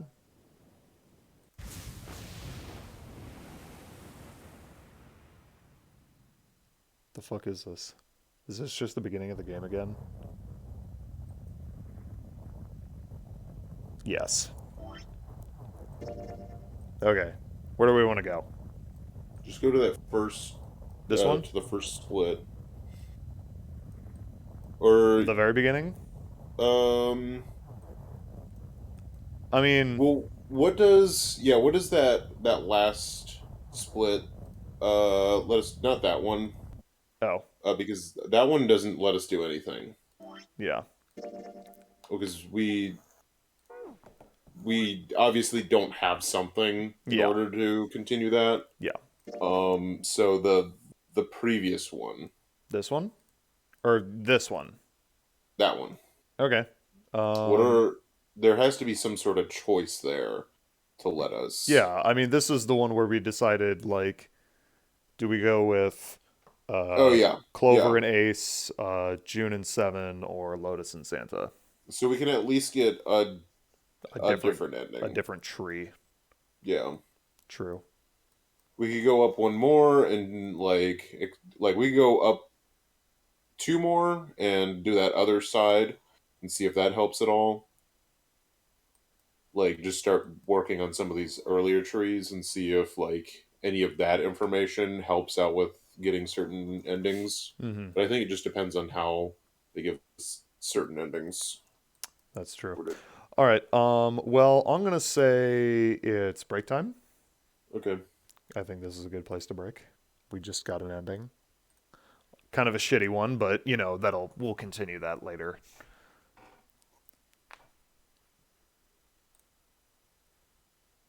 Alice says break time Break hype. time hype. Good trader. It's break time hype, trader. That means you have to leave. All right. I will be right back. Break time hype means I get a break from trader.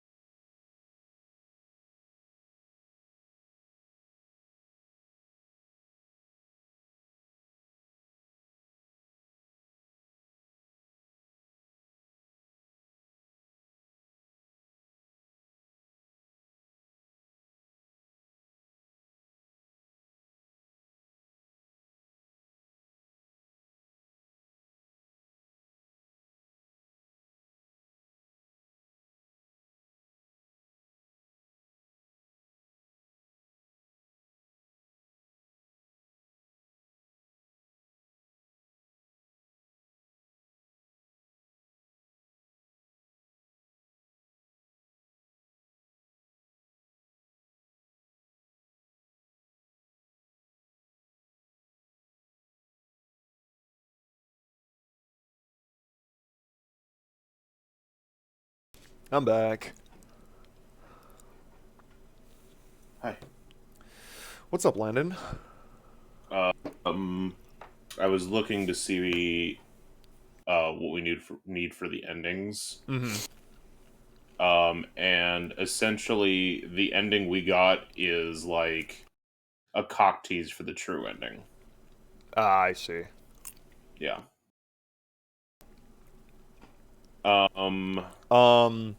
Try not to spoil yourself when you look those up.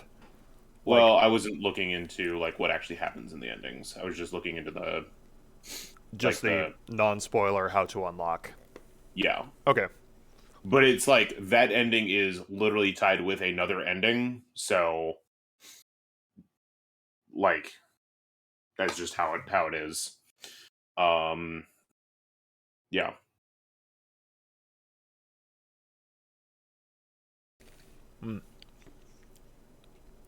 I have another beer and popcorn. Nice. Al said hi back. That's That's stupid. Landon's line. People are setting off fireworks. What the fuck? Listen, I know Momo's birthday is like a momentous occasion, but like, come on, people.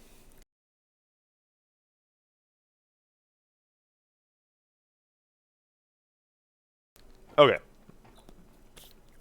Let's get back to it. There we go. Alright, so do you just want to go back to here?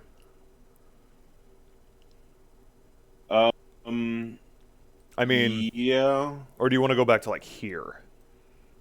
No, let's just start by going through one of the other two door sets. Okay. And then yeah, that'll probably be the easiest thing. Okay. 1, 6, and 2 doors. Yeah. Sounds good. 1, 2, 3, 4. All right, 7 pieces.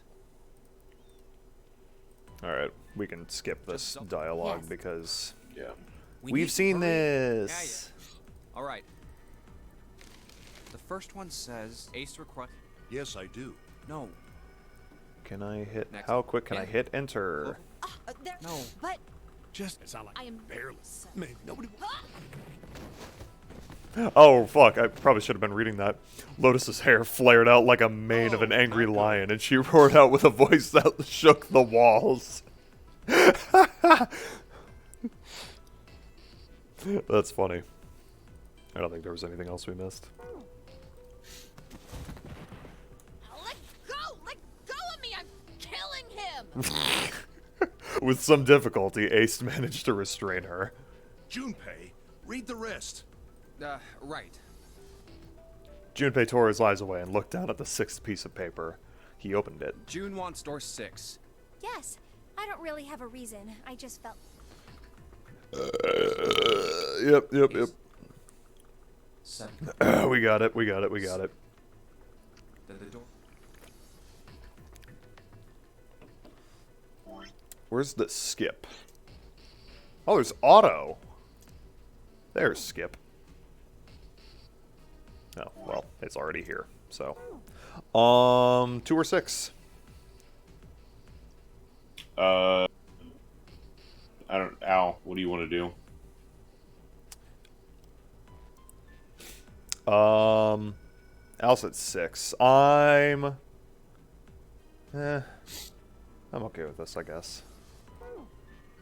It has June, but it also I has wanna Santa. Go through door 6. Bastard.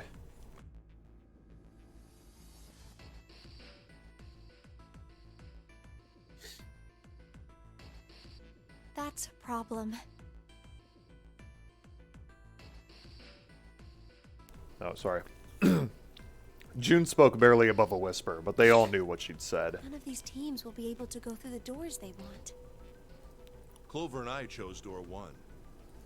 Lotus and I chose door 2. That's not enough people to open a numbered door, however. The digital routes don't match up either. We've got similar problems.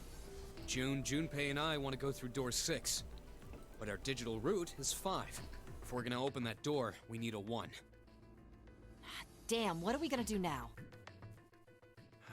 What are we going to do? Junpei crossed his arms, and it did best to put his thoughts in order. The others followed suit, but with little result.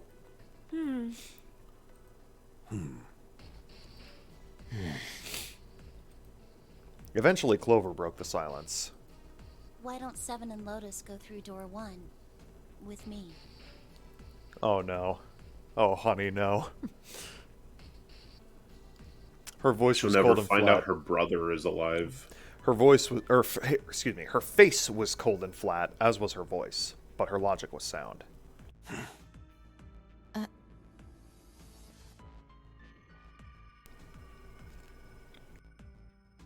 Sorry, I'm eating. Seven and Lotus looked at each other. Thank you. 7 plus 8 plus 4 equals 19. 1 plus 9 equals 10. 1 plus 0 equals 1. The first problem resolved, Ace spoke up. What about me? Isn't that obvious? Wasn't one of the teams just complaining that they didn't have a 1? You mean I should join Santa's team? Yes. Oh, fuck yeah, Ace is coming with us.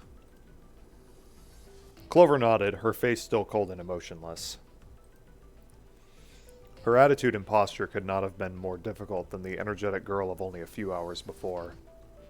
No one seemed ready to contradict her.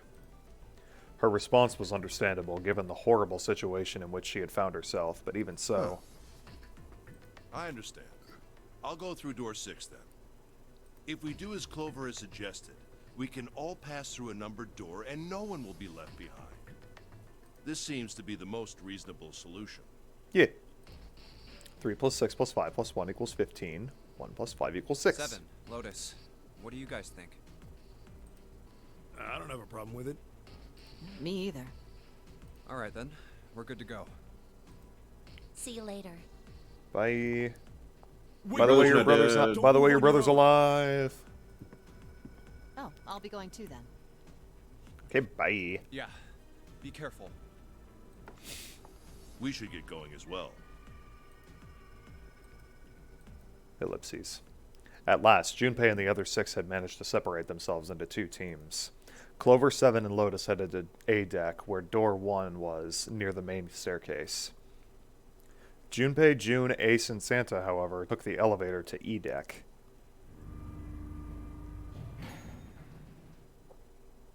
The ride to E deck was a silent one. This is E deck. There should be a door at the end of the hall. Yeah, All right, edict. let's go. Santa's words jolted them into action, and they stepped out of the elevator into a long, straight hallway. It's a 6. Before long, they arrive in front of door 6. Here it is. You guys ready? Yeah. Then let's get to it. One by one, they put their palms over the red. With a soft electronic noise, it authenticated each of them.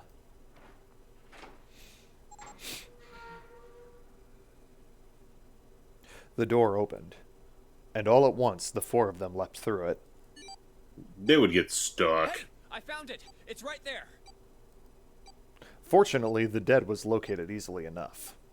This one had been placed quite close to the door they'd entered through. They gathered around it quickly and hurriedly placed their palms on it for authentication one by one.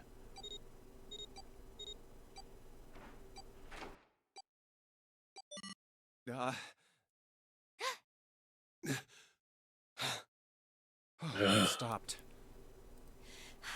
Yes! It stopped!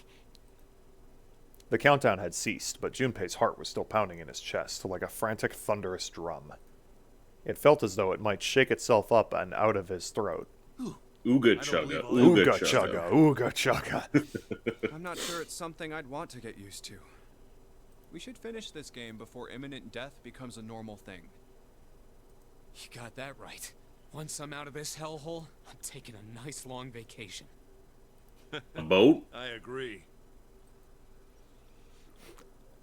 With that, the doom and gloom from before was done, and the mood turned somewhat lighter. All right, let's go.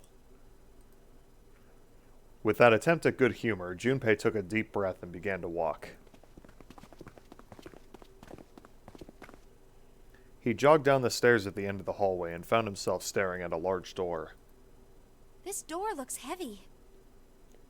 But it's not locked. I'm opening it. He took hold of the bar that served it as its doorknob and shoved it down. The room beyond him stopped him in his tracks. Whoa. Oh, It boy. was gargantuan and made entirely of metal. None of the accents of wood or tile he'd seen in the rest of the ship. This room was purely functional, but utterly tremendous. Whoa, what the hell is this? Santa got out a few words before awe stole the rest of them. The rest were too stunned to offer anything more than gasps. This has to be the biggest room so far.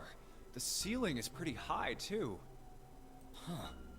Could be 2 stories. Maybe even more. This space could be utilizing the entire length of the ship. Oh boy. What's that huge Kamaboko-looking building in the middle? Kamawato? Gesundheit. Bless you. June pointed to the massive building in the center. Kamaboko? Well, I guess that's as good of a description of it as any. You could describe a Kanaboko for us. Yeah, please. Junpei and the others were standing off on scaffolding that crisscrossed the whole area. The proper term was catwalk, Junpei thought, although that didn't seem particularly important. I see stairs, so we may as well head over to them. Yeah, but this section's barely wide enough to fit 1 person. You're right. Nearby was a long iron staircase that made its way, eventually, to the floor beneath them. Whoa, you can't even tell the shape when you're this close. Let's check out the other side, too. They moved around toward the opposite side of the massive building, following the catwalk. They hadn't said much as they walked, but they approached the building. Ace suddenly spoke up. This looks to be the steam engine room. The steam engine room? Yes, that thing that looks like a cross-section of a mushroom is the boiler. You see the 3 round doors near the bottom? Coal No. is put into those and burned, which heats the water, producing steam. Ah, The same thing that drives a steam engine. This one is simply somewhat larger. somewhat. See. It doesn't Slightly. appear to be running right now. The entire room was silent as the grave. Alright, let's split up. Let's split up, gang. Then all of a sudden, excuse me, Junpei heard a noise behind him. He turned just in time to see June collapse to her knees. Oh, Hey, fuck. What's wrong? Are you alright? He dashed toward her and wrapped his arm around her shoulders to steady her. Hey, June, It was then that he noticed. Jumpy. you... Oh, you're really warm. Is your fever coming back? Yes. Yes. It probably is. But Uh-oh. I'm fine. Please, don't worry about me. No, I just June. need to rest. And I'll be fine. Her voice was weak and forced, and it said a great deal more than her words did. Okay, here, sit down. Careful. Junpei carried her to the nearest wall and propped her up against it. She let her head fall back against the wall as if she no longer had the strength to support it, and drew a ragged breath. Thank you. Her eyes were empty, as if she was having trouble focusing them, and even speaking seemed difficult for her. Junpei felt his hand ball itself into a fist and clenched tight, his knuckles whitening. He had to find a way out, and quickly. He turned and looked at Ace and Santa in turn. Ace, Santa. Yes. Right. They might not have shared the depth of his emotion, but they certainly shared his concern. Alright, let's get started. Hang in there, June. I'm gonna get you out of here real soon. She managed a small nod before leaning back to rest her head on the wall. Oh boy, there's so much. Oh boy, seek a way out. You got this. Oh my god, it's fucking massive. Oh boy, okay. Gameplay again. Gameplay. Woo, woo, woo, woo.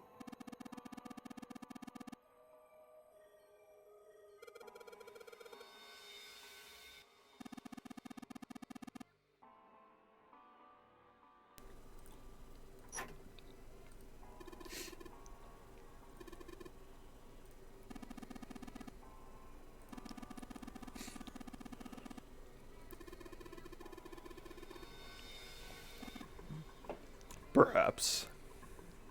Button.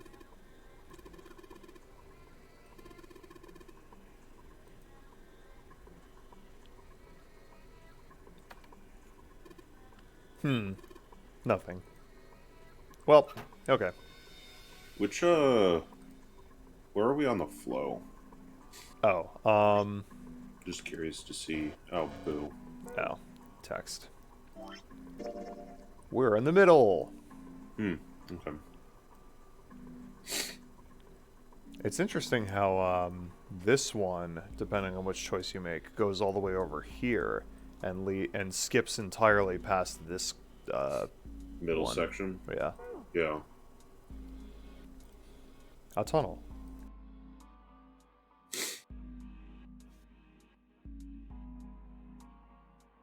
Look at that big ass wheel.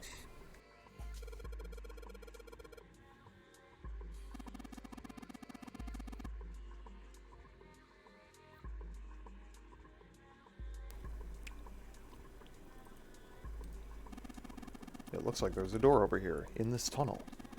The belt over there must deliver the coal, which is then picked up and thrown into the store. Neat.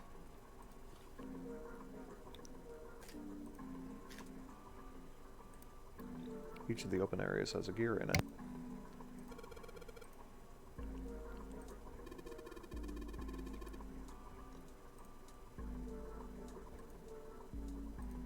What the fuck is this?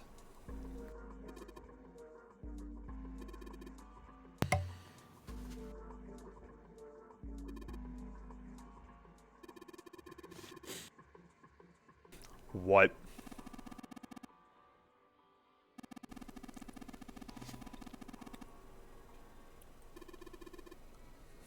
Man, you're too serious.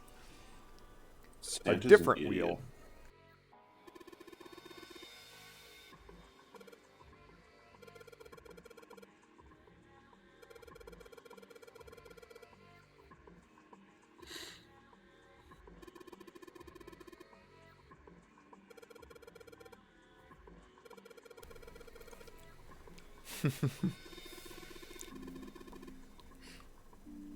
Yeah, probably.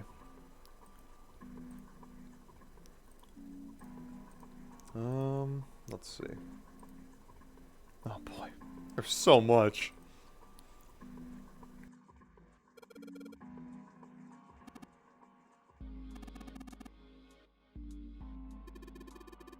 Don't worry, Jack. You've got this. Al and I will cheerlead you on.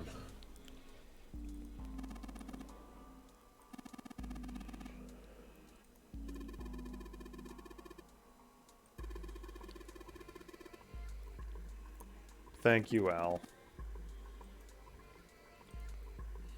Oh, come on, man. With Woo, with you the got this, Jack. the devil kappa. Devil Kappa. Or rather, dark mode, as it's called.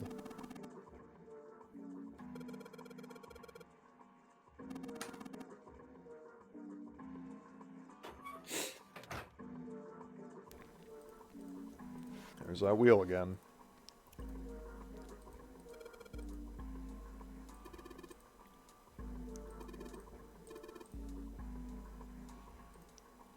We haven't gotten a single item yet. No. What the fuck? Okay, so...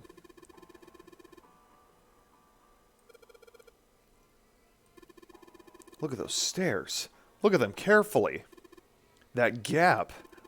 That height. That girth. angle. It's perfect.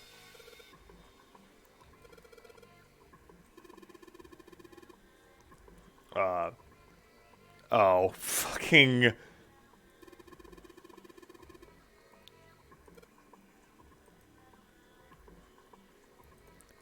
Santa, you're disgusting. Oh. What a moron. You're like 50. Santa's like 50. Yeah. but Clover is definitely like 14, and that's still weird. Yeah. Unless Santa's like 15. I would be shocked, but That would be as well. he's definitely like 25.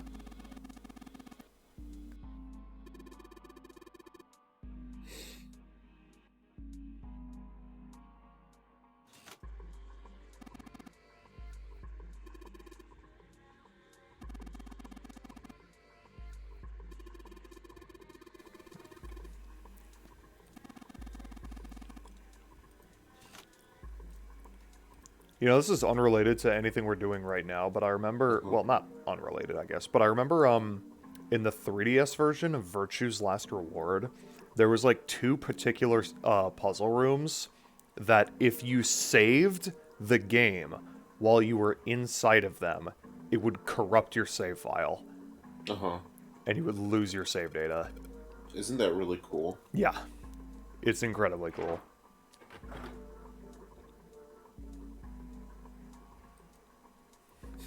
Al says it sounds cool. It's literally just the 3DS version, though, for some reason. Like, the Vita version was fine.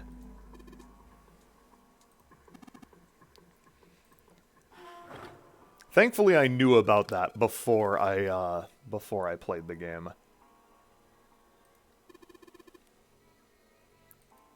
Before you started. Yeah.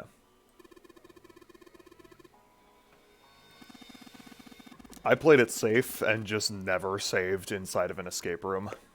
You just never saved. You kept your 3DS plugged in at night. I mean, I played it a fuck ton in the Christmas break that I got it. So yeah, you probably never turned your 3DS off. I don't think I did, honestly. I got it for Christmas in 2012, and I played pretty much that and nothing but for like a week and a half. Damn. I mean, I played other things occasionally. I forget. You thought about playing other things? Yeah. I think I got like Batman Arkham City that year, which was also a fucking great game. Man, that's unfortunate. Why is that unfortunate?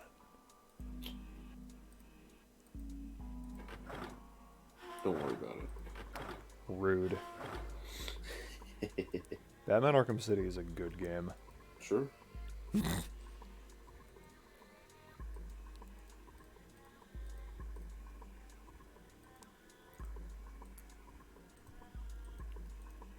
When's that LP? After Arkham Asylum. I want to do that one first. But eventually. It won't be 100% LP, but... What? I am not fucking getting all of the Riddler trophies. There's too fucking many of them. Where the fuck am I going? I don't know. Okay, I'll look it up. Oh, there's a B What door. room is this? Steam room engine? Steam engine room? Go up the stairs that have the display on the wall with the sliding switches, go through door A, and then go through door B.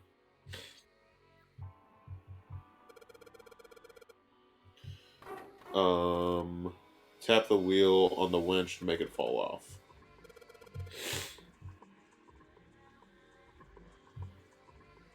Ah, shit. I love how he doesn't even say anything. He's just like, ah, shit. And then it appears in your inventory.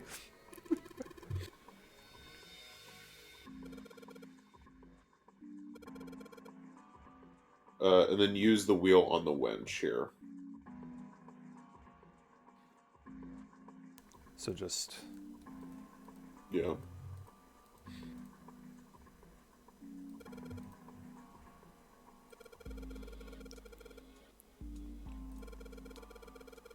It's like throwing a hot dog down a hallway. What the fuck?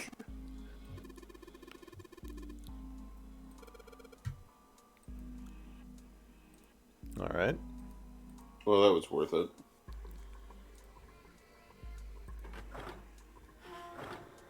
So, do we go to the other one? Said it was going to trigger a story event if we did that. Go downstairs and get the console from the left side of the conveyor belt. Well, that worked. Oh, go back through door B and then through door A, then door C. Use the wheel on that winch there. Yeah. Yeah. And then you're gonna go downstairs and get the console from the left side of the conveyor belt.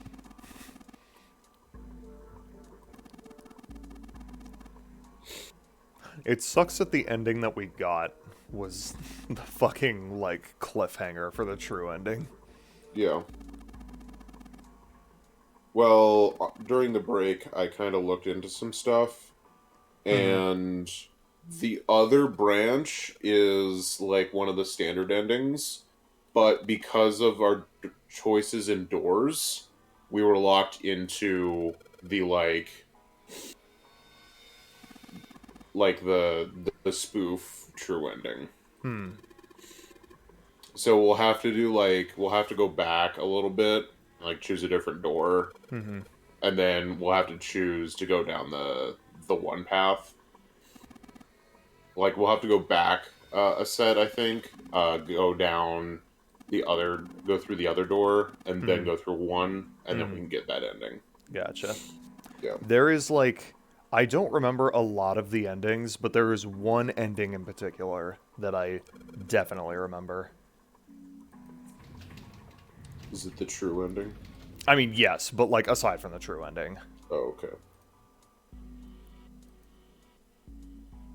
I believe the box has reached the floor. Yay, story segment. Yeah. He stuck his head over... Hold on, let me take a drink. He stuck his head out over the side of the catwalk and looked down. Thank you, Landon. The box that had only recently hung just below the catwalk now sat on the floor. It had come to rest near the end of the tunnel that covered the conveyor belt. June's down over by there. Junpei could see her, but still leaning against the wall as if she barely had the strength to sit up. Even from so far away, it was not difficult to see that she had not improved. He almost thought he could see heat rising from her body. She doesn't seem to be improving. That sucks. Ace's expression was inscrutable, but he'd said what they had all been thinking. Well, of course not. She's not gonna just get better right away, you know? It'll take time. She got better. He tried desperately to convince himself that what he said was true. What could be causing this, I wonder? Illness, perhaps? Nah, it's gotta be exhaustion. Do you want to take a turn reading so I can eat a little bit? Yeah. Thank you. Sandra's response was confident and certain. She gets dropped into some weird-ass ship, forced to play some messed-up game. If you think about it, it's a lot weirder that we aren't freaking out just like her, you know? So you're saying we're abnormal? Yeah. We're just running around this room, Yeah. solving all these puzzles like it's just business Yeah. as usual. I mean, yeah. How the hell could you call that normal? We're just guinea pigs. Santa snorted in disgust. A guinea pig? You mean like a lab rat? You mean we're being used for some sort of experiment? Is that what you're saying? Dunno. But it does seem like a possibility, you know? And there are endless possibilities. They stood there for a few more minutes, no one speaking, until Santa turned and walked away from the winch. Junpei and Ace followed him. Okay, sorry, my face was full of food, and I just wanted to second that endless possibilities is yes.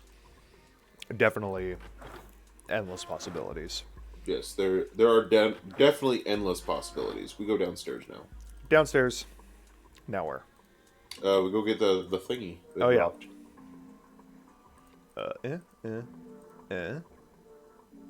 Should be near the conveyor belt.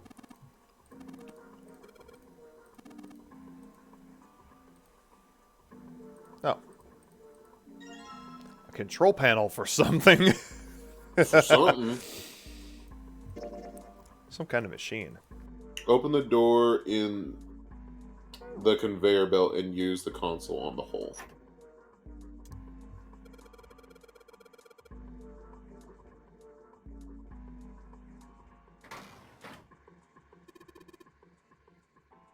Dude, you did it.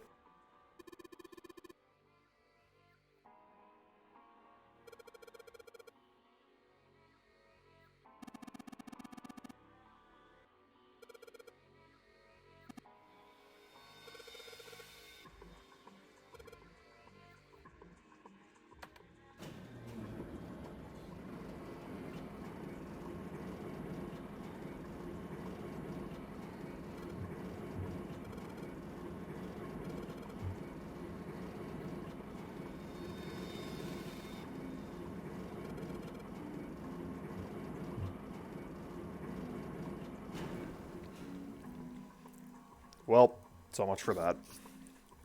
Ooh, coal. Fuck yeah. Ooh. Coal. Coal. This is ours now. Can we just add coal to our inventory? Yeah. Just all of it. All of it.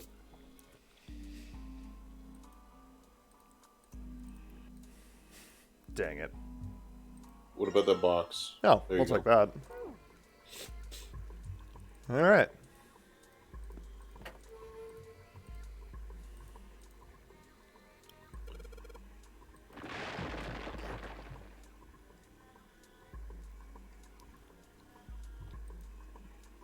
Hell yeah. Hell yeah. I mean, is that not how coal works?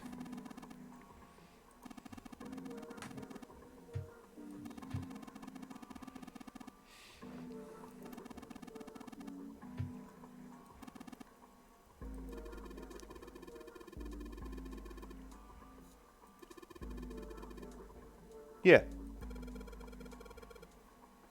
Gist of it.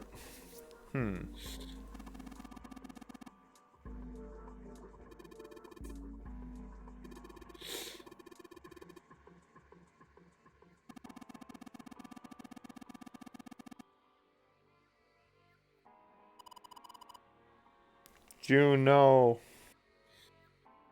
How old do you think June is? How old do I think she is? Yeah. I think she's canonically 25. Boo. She Why? should be 21. Oh.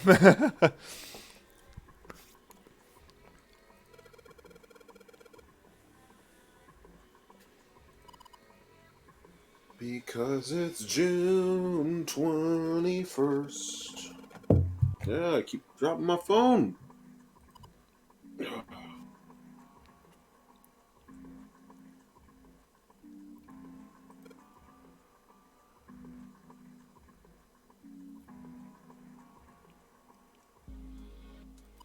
Ellipses.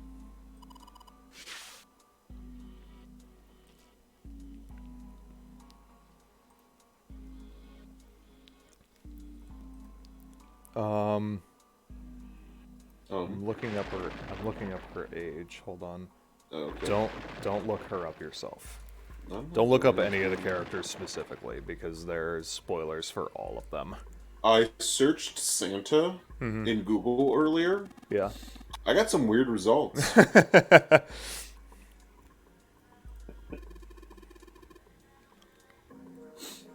Hold on.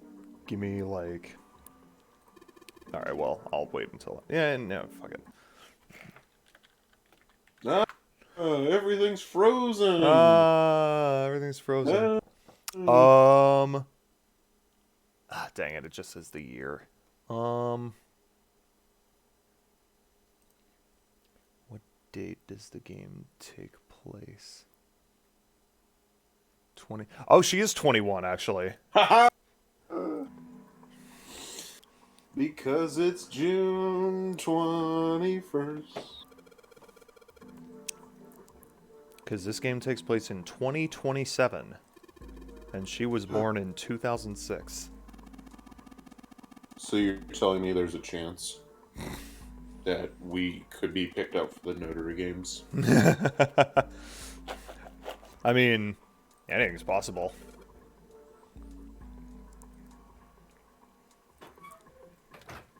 Wouldn't that mean that there would have been a nonary game in 2018? Maybe there was, and we just don't know about it.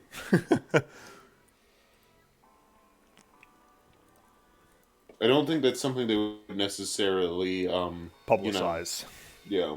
Hey, we're doing weird events on yeah. a boat and in Nevada. Okay, what next? Use the coal on the rectangular openings. Ace. Blah blah blah. Go up the stairs and tap the sliding switch on the right hand side. The gear wheels will rotate. The upstairs and go where? Go upstairs and tap the sliding switch on the right hand side. The switch panel. Down one more. Oh, I see. Yeah.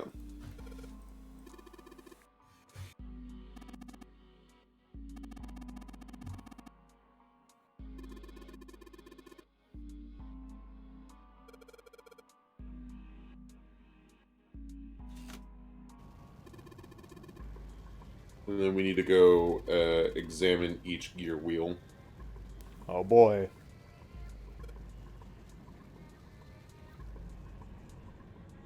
Oh hell yeah.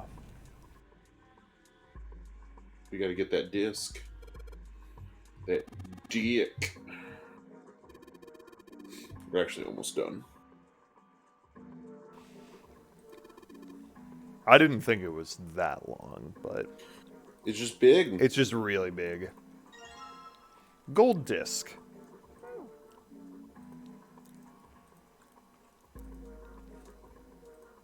Bronze disc.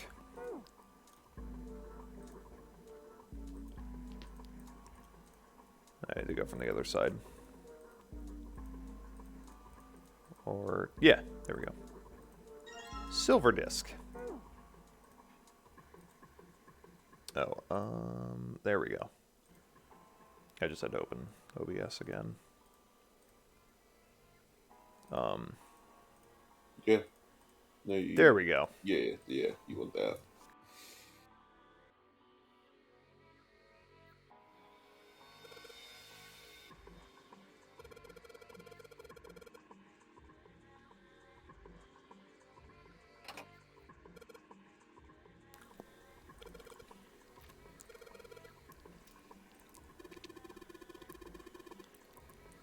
I mean, probably.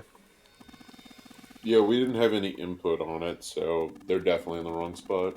Yeah, because Junpei's an idiot. Yeah.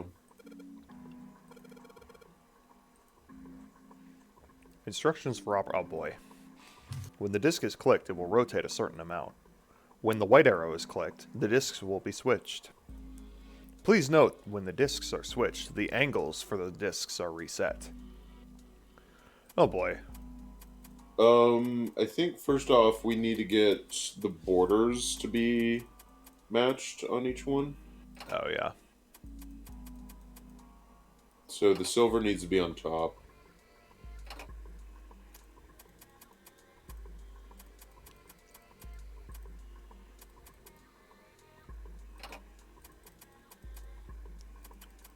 Yep. There we go. Just like that.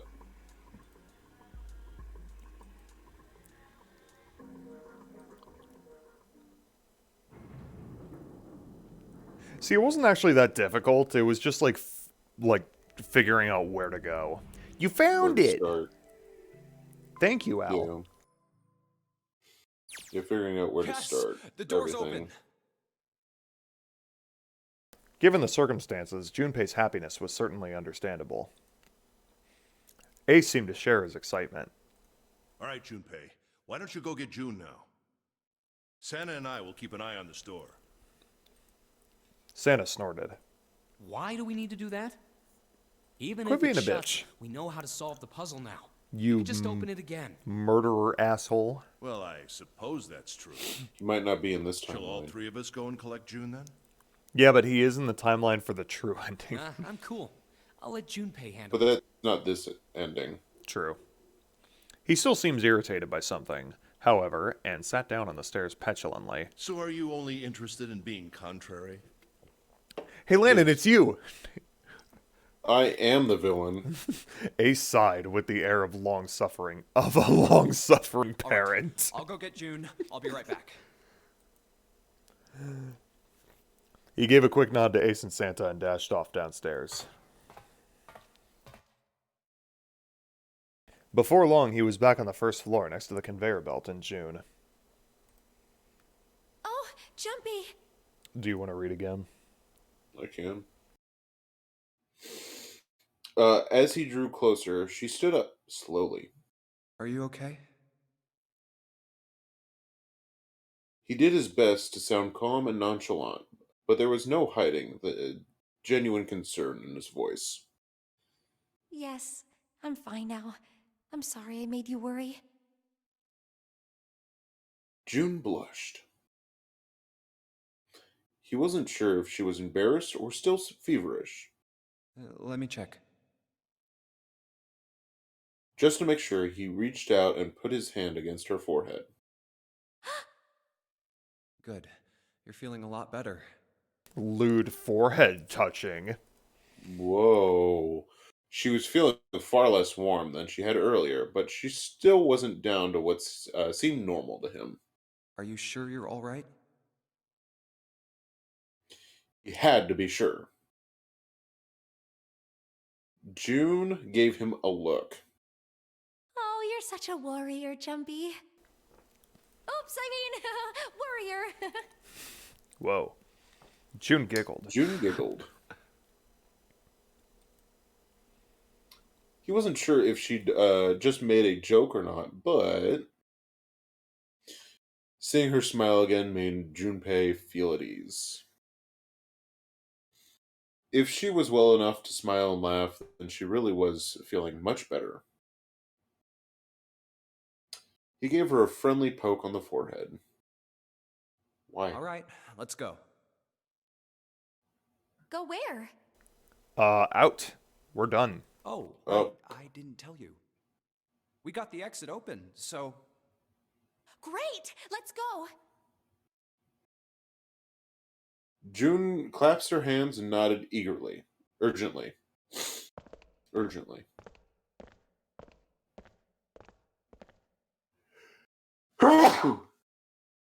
Jeez. They headed back to the exit, but on their way, they found... Oh, it's... Santa? Santa was sitting on the stairs. He was, however, holding something in his right hand and staring at it with a strange expression.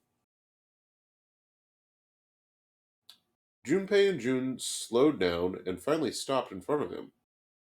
What are you looking at? Santa answered without looking up, his voice quiet. It's a photo. It's my sister. Sister? Santa, you've got a sister? Santa Yeah. simply nodded. Kid was cute as a button. June cocked her head, confused. She was only about an inch tall then?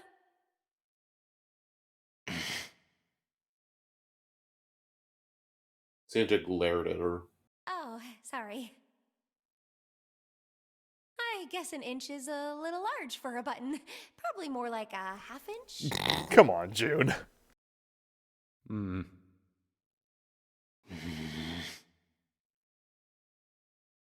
Santa didn't smile or Sorry. Why are you looking at it?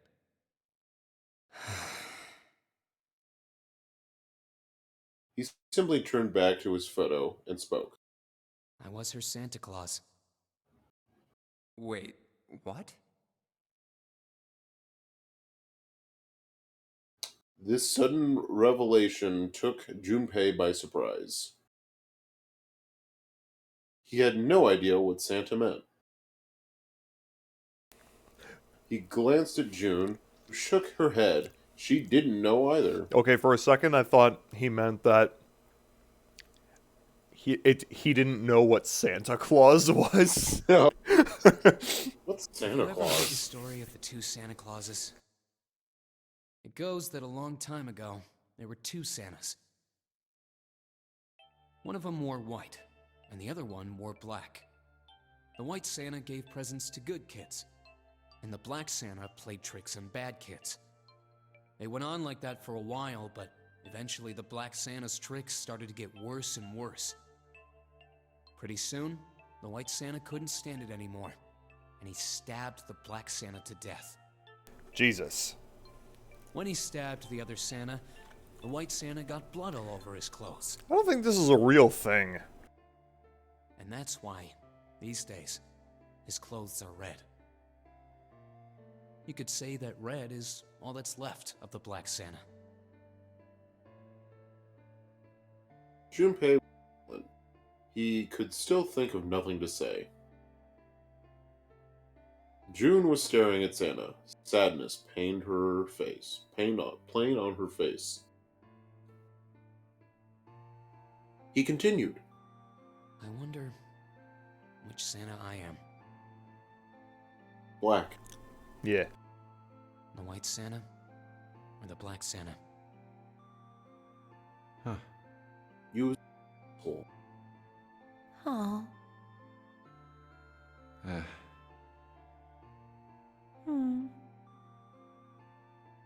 All right, let's go. Santa stood up suddenly, his downcast demeanor gone. He shoved the picture back in his pocket and headed back up the stairs, taking them two at a time. Whoa, two at a time. What is he, fucking Naruto? I mean, I take 2 steps at a time, literally all the time. It's because What I'm are tall. you, tall? Yes. Junpei and June looked at one another. There was nothing they could think of to say. Hey, what are you two doing? Let's get Except moving, come on! Dick. Dick. Santa's voice echoed across the room from above them. Al said too many Let's go. ellipses. Let's go!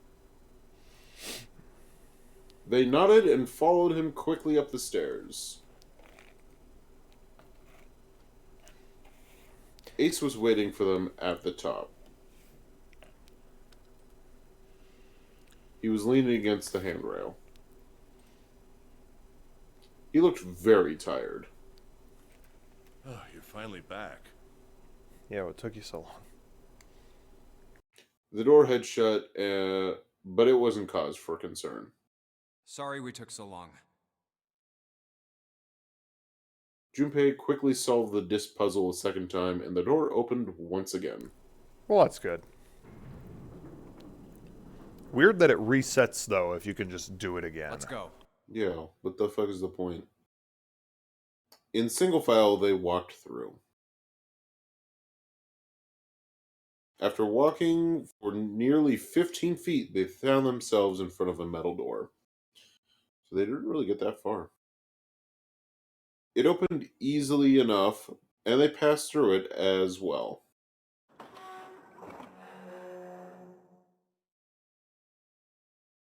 A new room stretched out before them. Ew.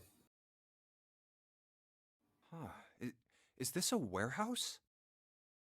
No, I believe this is the cargo room. This must be where they store all of this vessel's freight. There are wooden crates everywhere. I wonder how old they are. Junpei, Ace, I almost called him Alice, and June stopped unconsciously, paused to take in their new surroundings. Santa's voice broke through the air, their momentary trance. Well, we probably ought to start with finding the exit, right? Let's get going.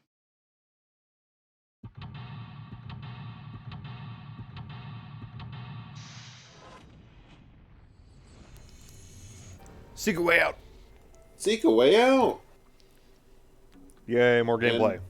And with that, my job here is done. Thank you, Landon.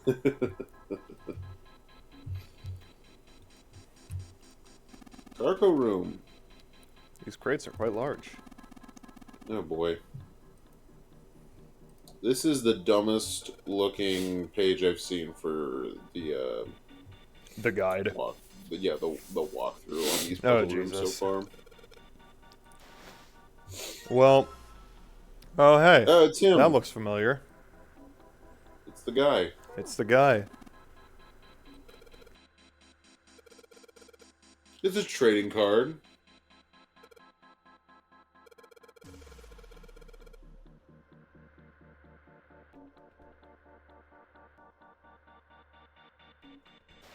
Where are we on the flow?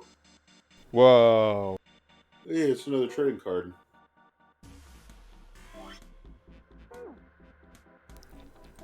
Let's see. Menu. We're here. Damn. Okay. We're not getting another ending tonight. Yeah, definitely not. We might finish this, but that's it. Let's see. It's 7. Oh boy.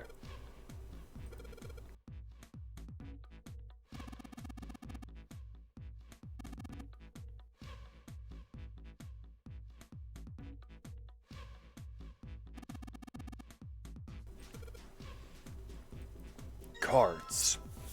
Yu-Gi-Oh! Yeah. This really is the Yu-Gi-Oh! Forbidden Memories. Yup. Let's play.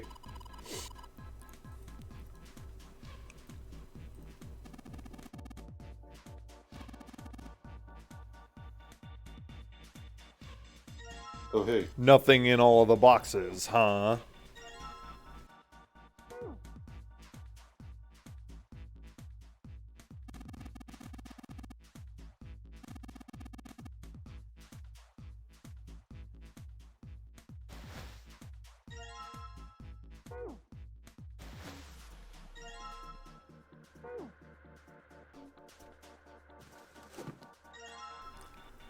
Yay, we got all 9. Yay, we've completed our set. Now we finally have all 9 picture cards. Oh boy, story. We just need to insert these cards into the slots at the front of each box. Al said Yu-Gi-Oh! Forbidden Memories hype. Junpei stared at the cards in his hands. Ace peered over his shoulder at them. I can go back to reading You know if you which want. card goes in All right, which if you want box, to. yes? Junpei gave him a look. Yeah, of course I do. It's really obvious. You just match our numbers to the numbers, then you pop the corresponding card in the right box. Yeah. So for instance, the card with the picture of Ace on it goes into box 1. The card with the picture of Snake on it goes into box 2, and so on. Oh, I see. Huh? Yeah, what else would it be? What is it? Junpei thought he might have imagined it, but he could have sworn Ace stiffened. I'll leave the rest to you. Hey, wait! Who's that traitor? Meow. Yeah. He quickly turned and walked away. What's wrong with him? Jesus Christ, traitor. Oh well, whatever. Doing his best to clear his mind for the task at hand, he turned back toward the boxes. Time to solve the 9 boxes puzzle. 9 cards with pictures, and 9 boxes. Junpei stared 9. at them for a moment. What's London? 9 pictures, 9 boxes, 9 minutes. Ace's card that's a is in short box game. 1, Snake's Yeah. is in number 2. Al said good to hear Trader's commentary. I just need to do the same for the rest. And finally, the 9th man's card into box 9.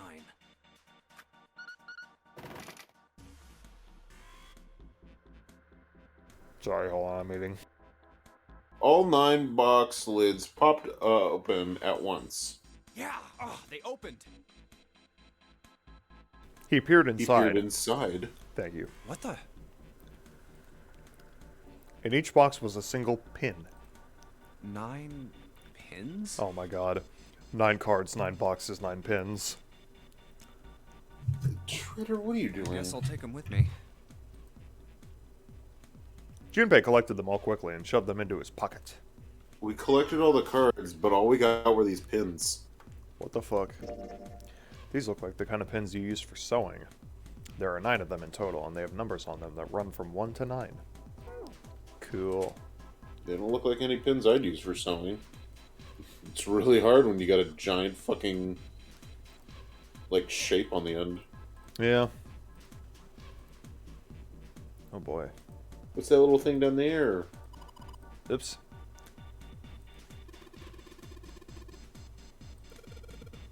Trader, do you know what tomorrow is?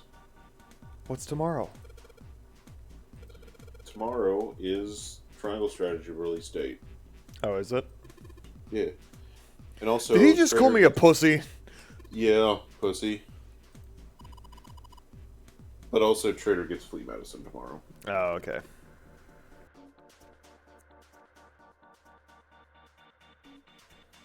Elsa's hype.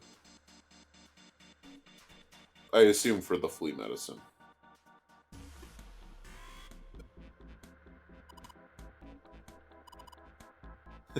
Sure. I know you posted that after I said Triangle Strategy release, but you know, we can hype up Trader's flea medicine. Sure.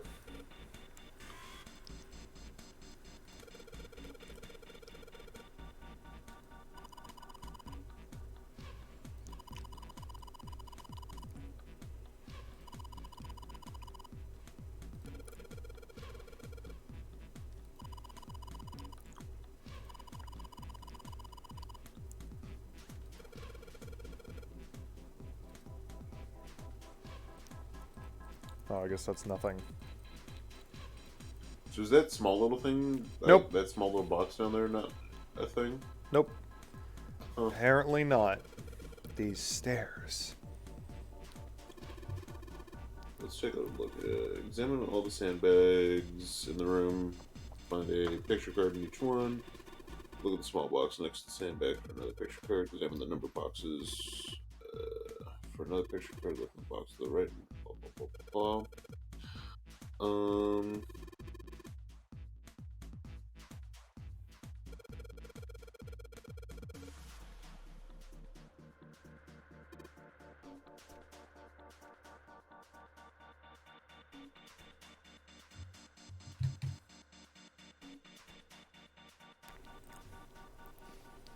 Boxy device.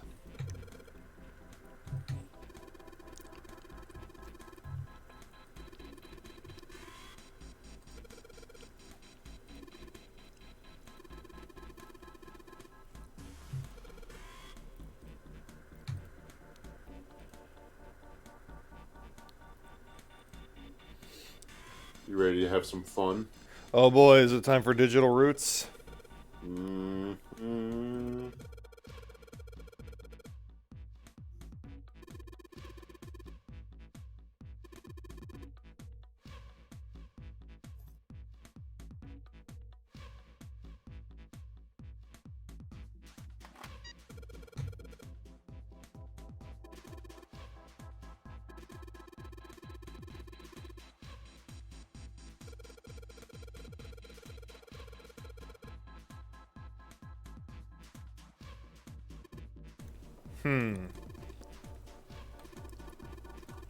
No.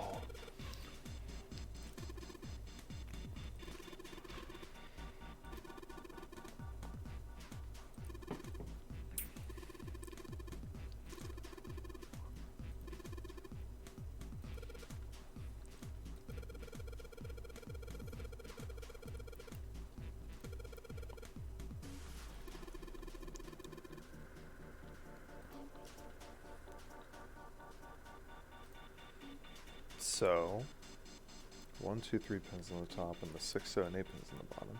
Oh.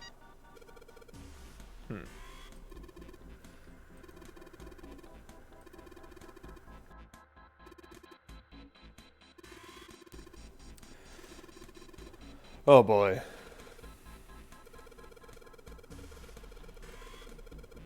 And we need to get all the lights on. Yep.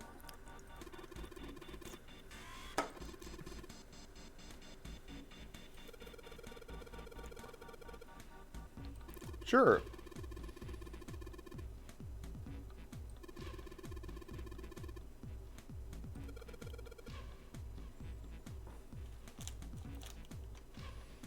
All right. Yeah. Thank you. Okay. So, let's see. How about...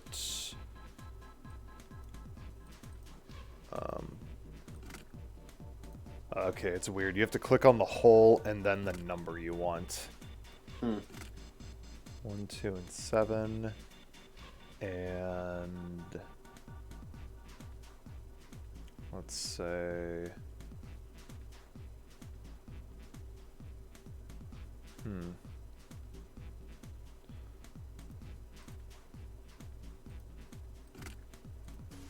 4, 5.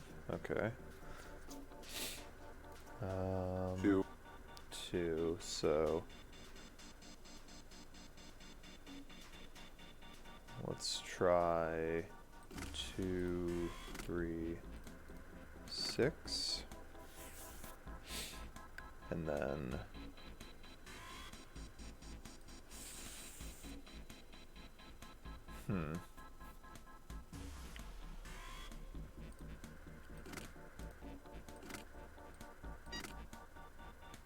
okay. Trying to get 13, so 13 would be 1, 3. You do 3, 1, 9.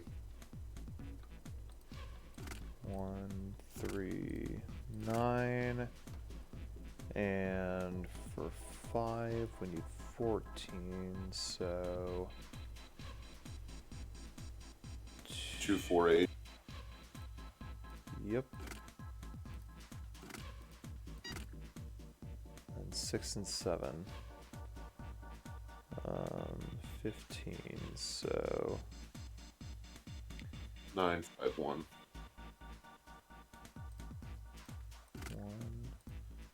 1, 5, 9. You need And then 16. 2, 8, 6.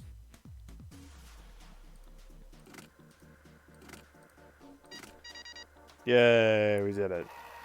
F. You gotta fail. What?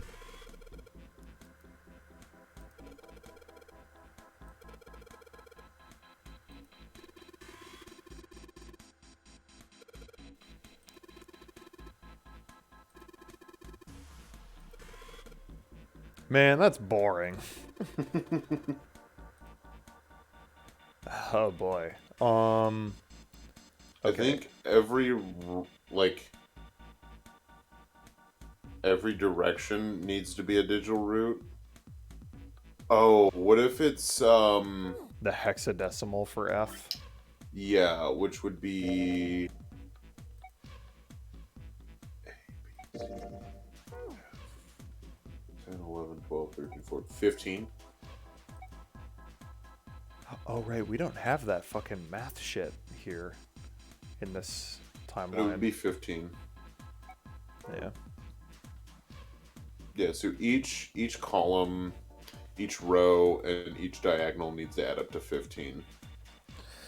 Okay. So Oh, just yeah, start with they literally just explain. yeah. Cool. Thank All you. Thank you, game. Thank you, game. Okay, so 15. So start with like one set be 195. That'll like set us up in a way to do it. So then 186. Is that correct? Yeah. 186 would have to be an answer. But Oh fuck, every direction? yeah, every direction. So what is 9, 6? That's 15. So that won't work.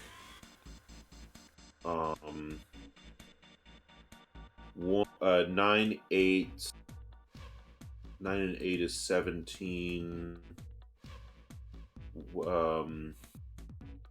Plus. Are we just trying to get down to the digital root of 6, or we just everything needs to add up to I'm not sure. 15?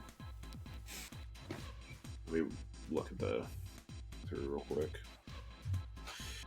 The next puzzle called Magic Square. You're supposed to make every row, column, diagonal of 3 equal to F.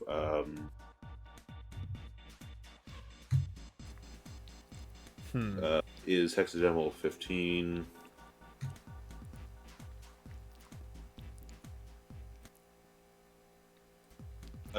Take the 159 off. We'll actually want. It'll be easier if those are in the middle. The 5 being in the center. Okay. Yeah, the 5 has to be in the center for this to work. And then 6 above the 1 and 8 below the 1. Okay. So that gets us started. And I think it's what is it? 8 plus 5 is 13. So 2 above the 9. Yeah, it's got to be 2. Yeah. And then 6 and 2 is 8. So 7 goes here. And then that's 3, and that's 4. Oh, that wasn't too bad. No, we just started wrong. Yeah.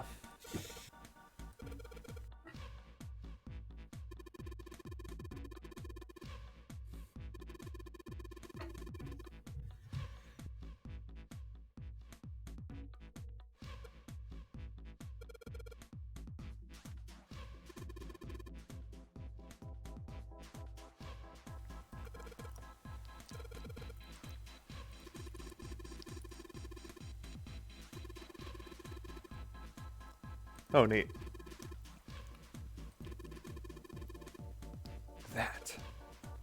That?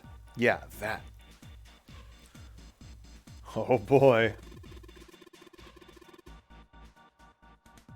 The Pushmaster 5000. Are you serious? Beautiful name. Push.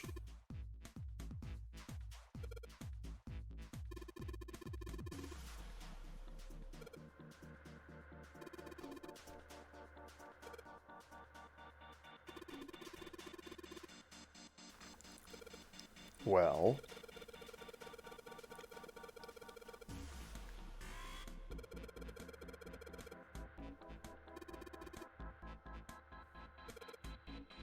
using the Pushmaster.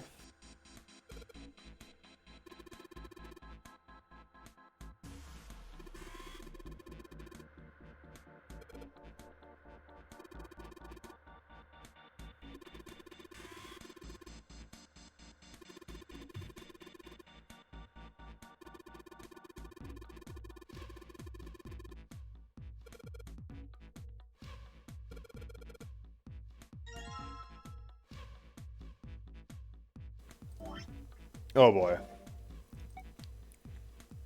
Pushmaster 5000 instructions. You can move in 4 directions. You cannot move diagonally. Cannot lift heavy objects. Okay.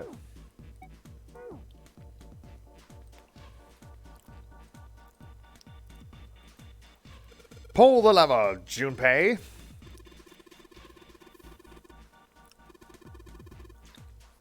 $50 moves.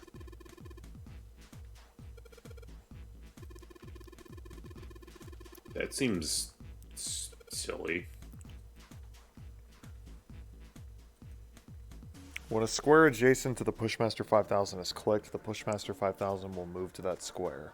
If there is a crate in the way, the Pushmaster 5000 will push up to a single crate.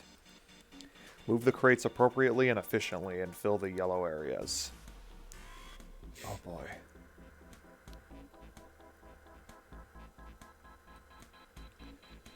I see. Okay.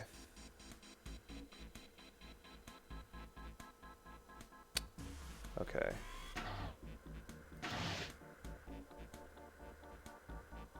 Huh.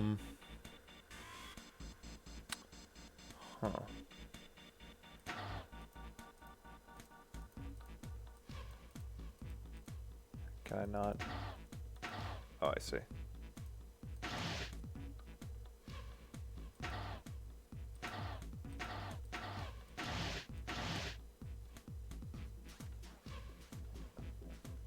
Hmm.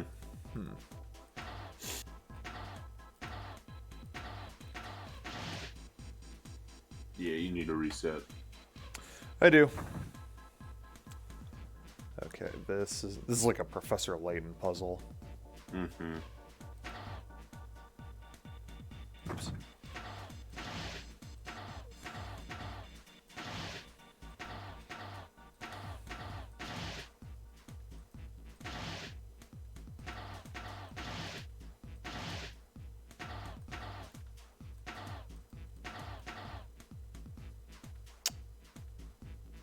Hmm.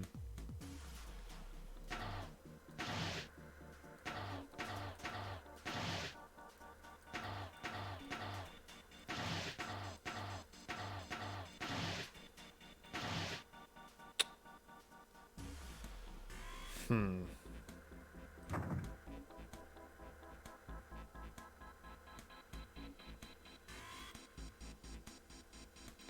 Let's say push the top one over, and then push the one next to it down a square, and then push your new top one all the way over. Yeah. I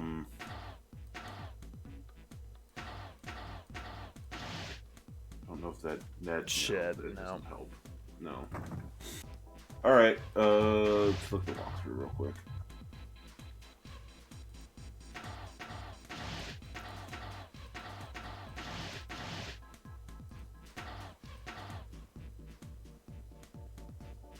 Okay. Where are you at? Reset. Okay.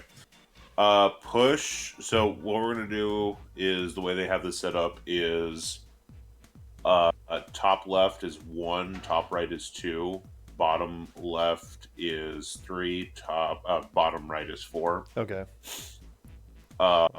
Push 1 towards 2, and then push 2 down a square towards 3. And then push. Oh, sorry. That one's 4, where you pushed it towards, but that's still correct. Now go around into the orange field and push number 4. Okay. And then push it up. No, you just pushed it up one time. That's all you needed. Thug. Yeah, so reset. Okay, hold on. Let me see if I can get this. Yeah.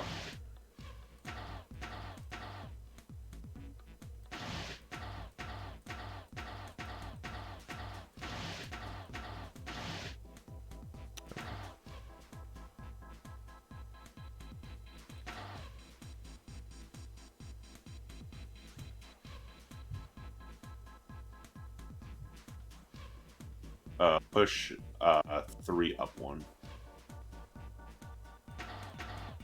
Oh. Of course. Yeah. And then, yeah, you can push that one over. You can push that one down.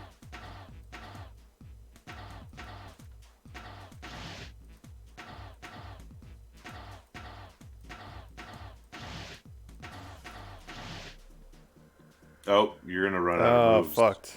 Shit. Okay. Fuck. Okay. So,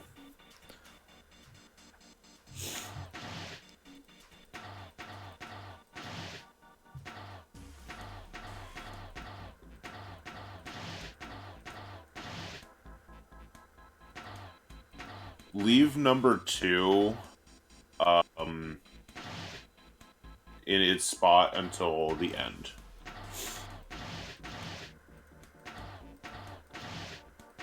So push that one all the way over, and then you'll just push that one straight down. There we go. Yeah.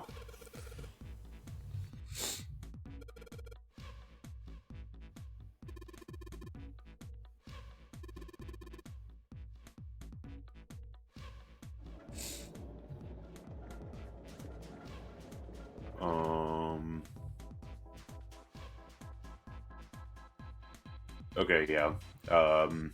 This is it basically for this area. We'll have a story segment, but so I don't know if you want to end when we actually interact with the coffin, or if you want to finish off this room completely. It's just talk to the coffin, sit through a story segment, and then you'll be able to leave the room. We'll watch the story segment. Mummy. Mummy. Yeah.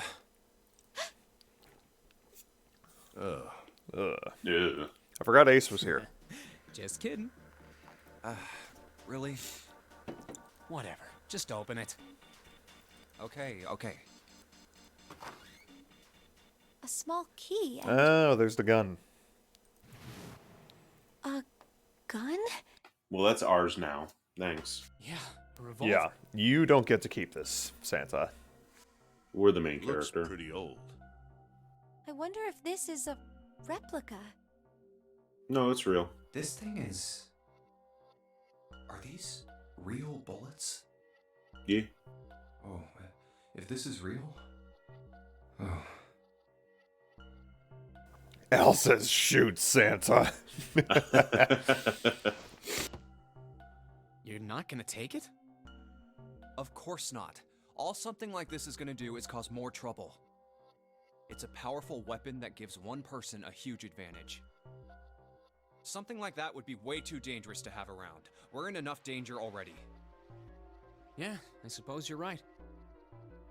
Maybe Zero put this Counterpoint, hoping what that if we something need like it for that a might puzzle? happen.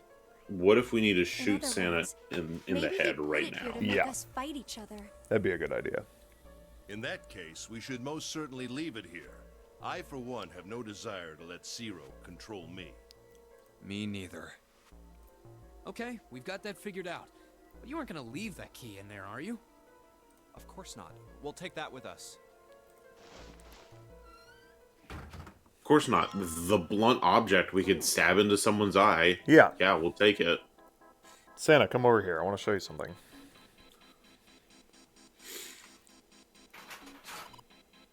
Yay.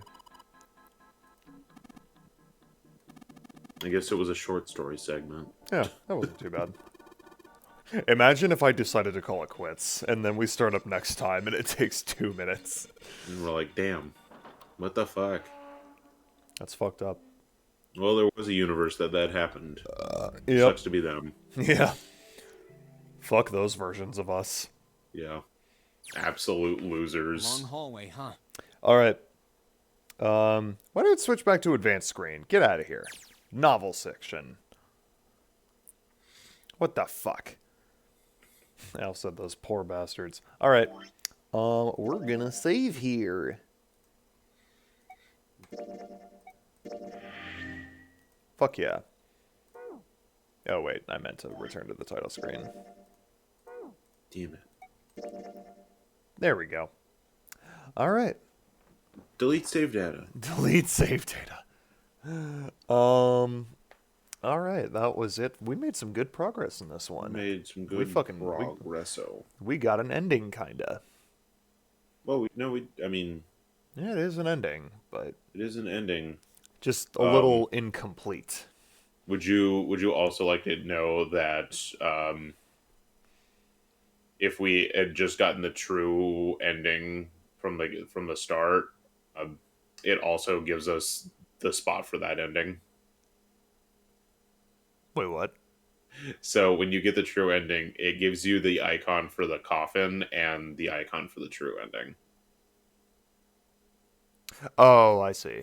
Yeah, because they're technically Part of the same ending. they're part of the same Yeah, ending. no, So that if you that's just get that if you sounds. just get the true ending, you unlock both of them on your save data. I see. Yeah, no, Yeah. that makes sense. Why do I know? Why? Why do you Why know do what? I know these things? Where am I? You have chosen Ice 9 of 1,500 victims. Telepathic mechanism hypothesis. Anyway, his Santa's sister was the girl that died. I assume. Oh, yeah, no, that sounds right. Yeah. Since we never got the name, but That's probably. I figure. That sounds about right. Yeah, Al figures too. Yeah. All right, well, that's it for tonight. Thank you for joining, Al. And, yeah. We'll see you next week with more. Do more silly voices, Jack. Like what? Get the honey. Like that. Okay. Al said thumbs up. Thumbs up. Oh no. Yeah. I love doing silly voices. I do stupid voices to myself all the time. He does stupid voices at me. It's true. I do Like- stupid voices at a lot of people. Yeah. Including my normal voice, which is stupid. But anyway. That's it for tonight. Thank you for watching. When are we doing it next, Jack? When are we doing it tell next? me. Is it Tuesday? Yeah, I guess. I know I'm schedule real quick. I know I'm busy Thursday, so I cannot stream Thursday. Uh-oh. SpaghettiOs. Yep. Well, I guess we get to hash this out right now real quick. Yep. But we'll see. I close Wednesday. Actually, no, wrong schedule. I open Wednesday. Yay. So it looks like Tuesday, Wednesday. Okay. That works for me.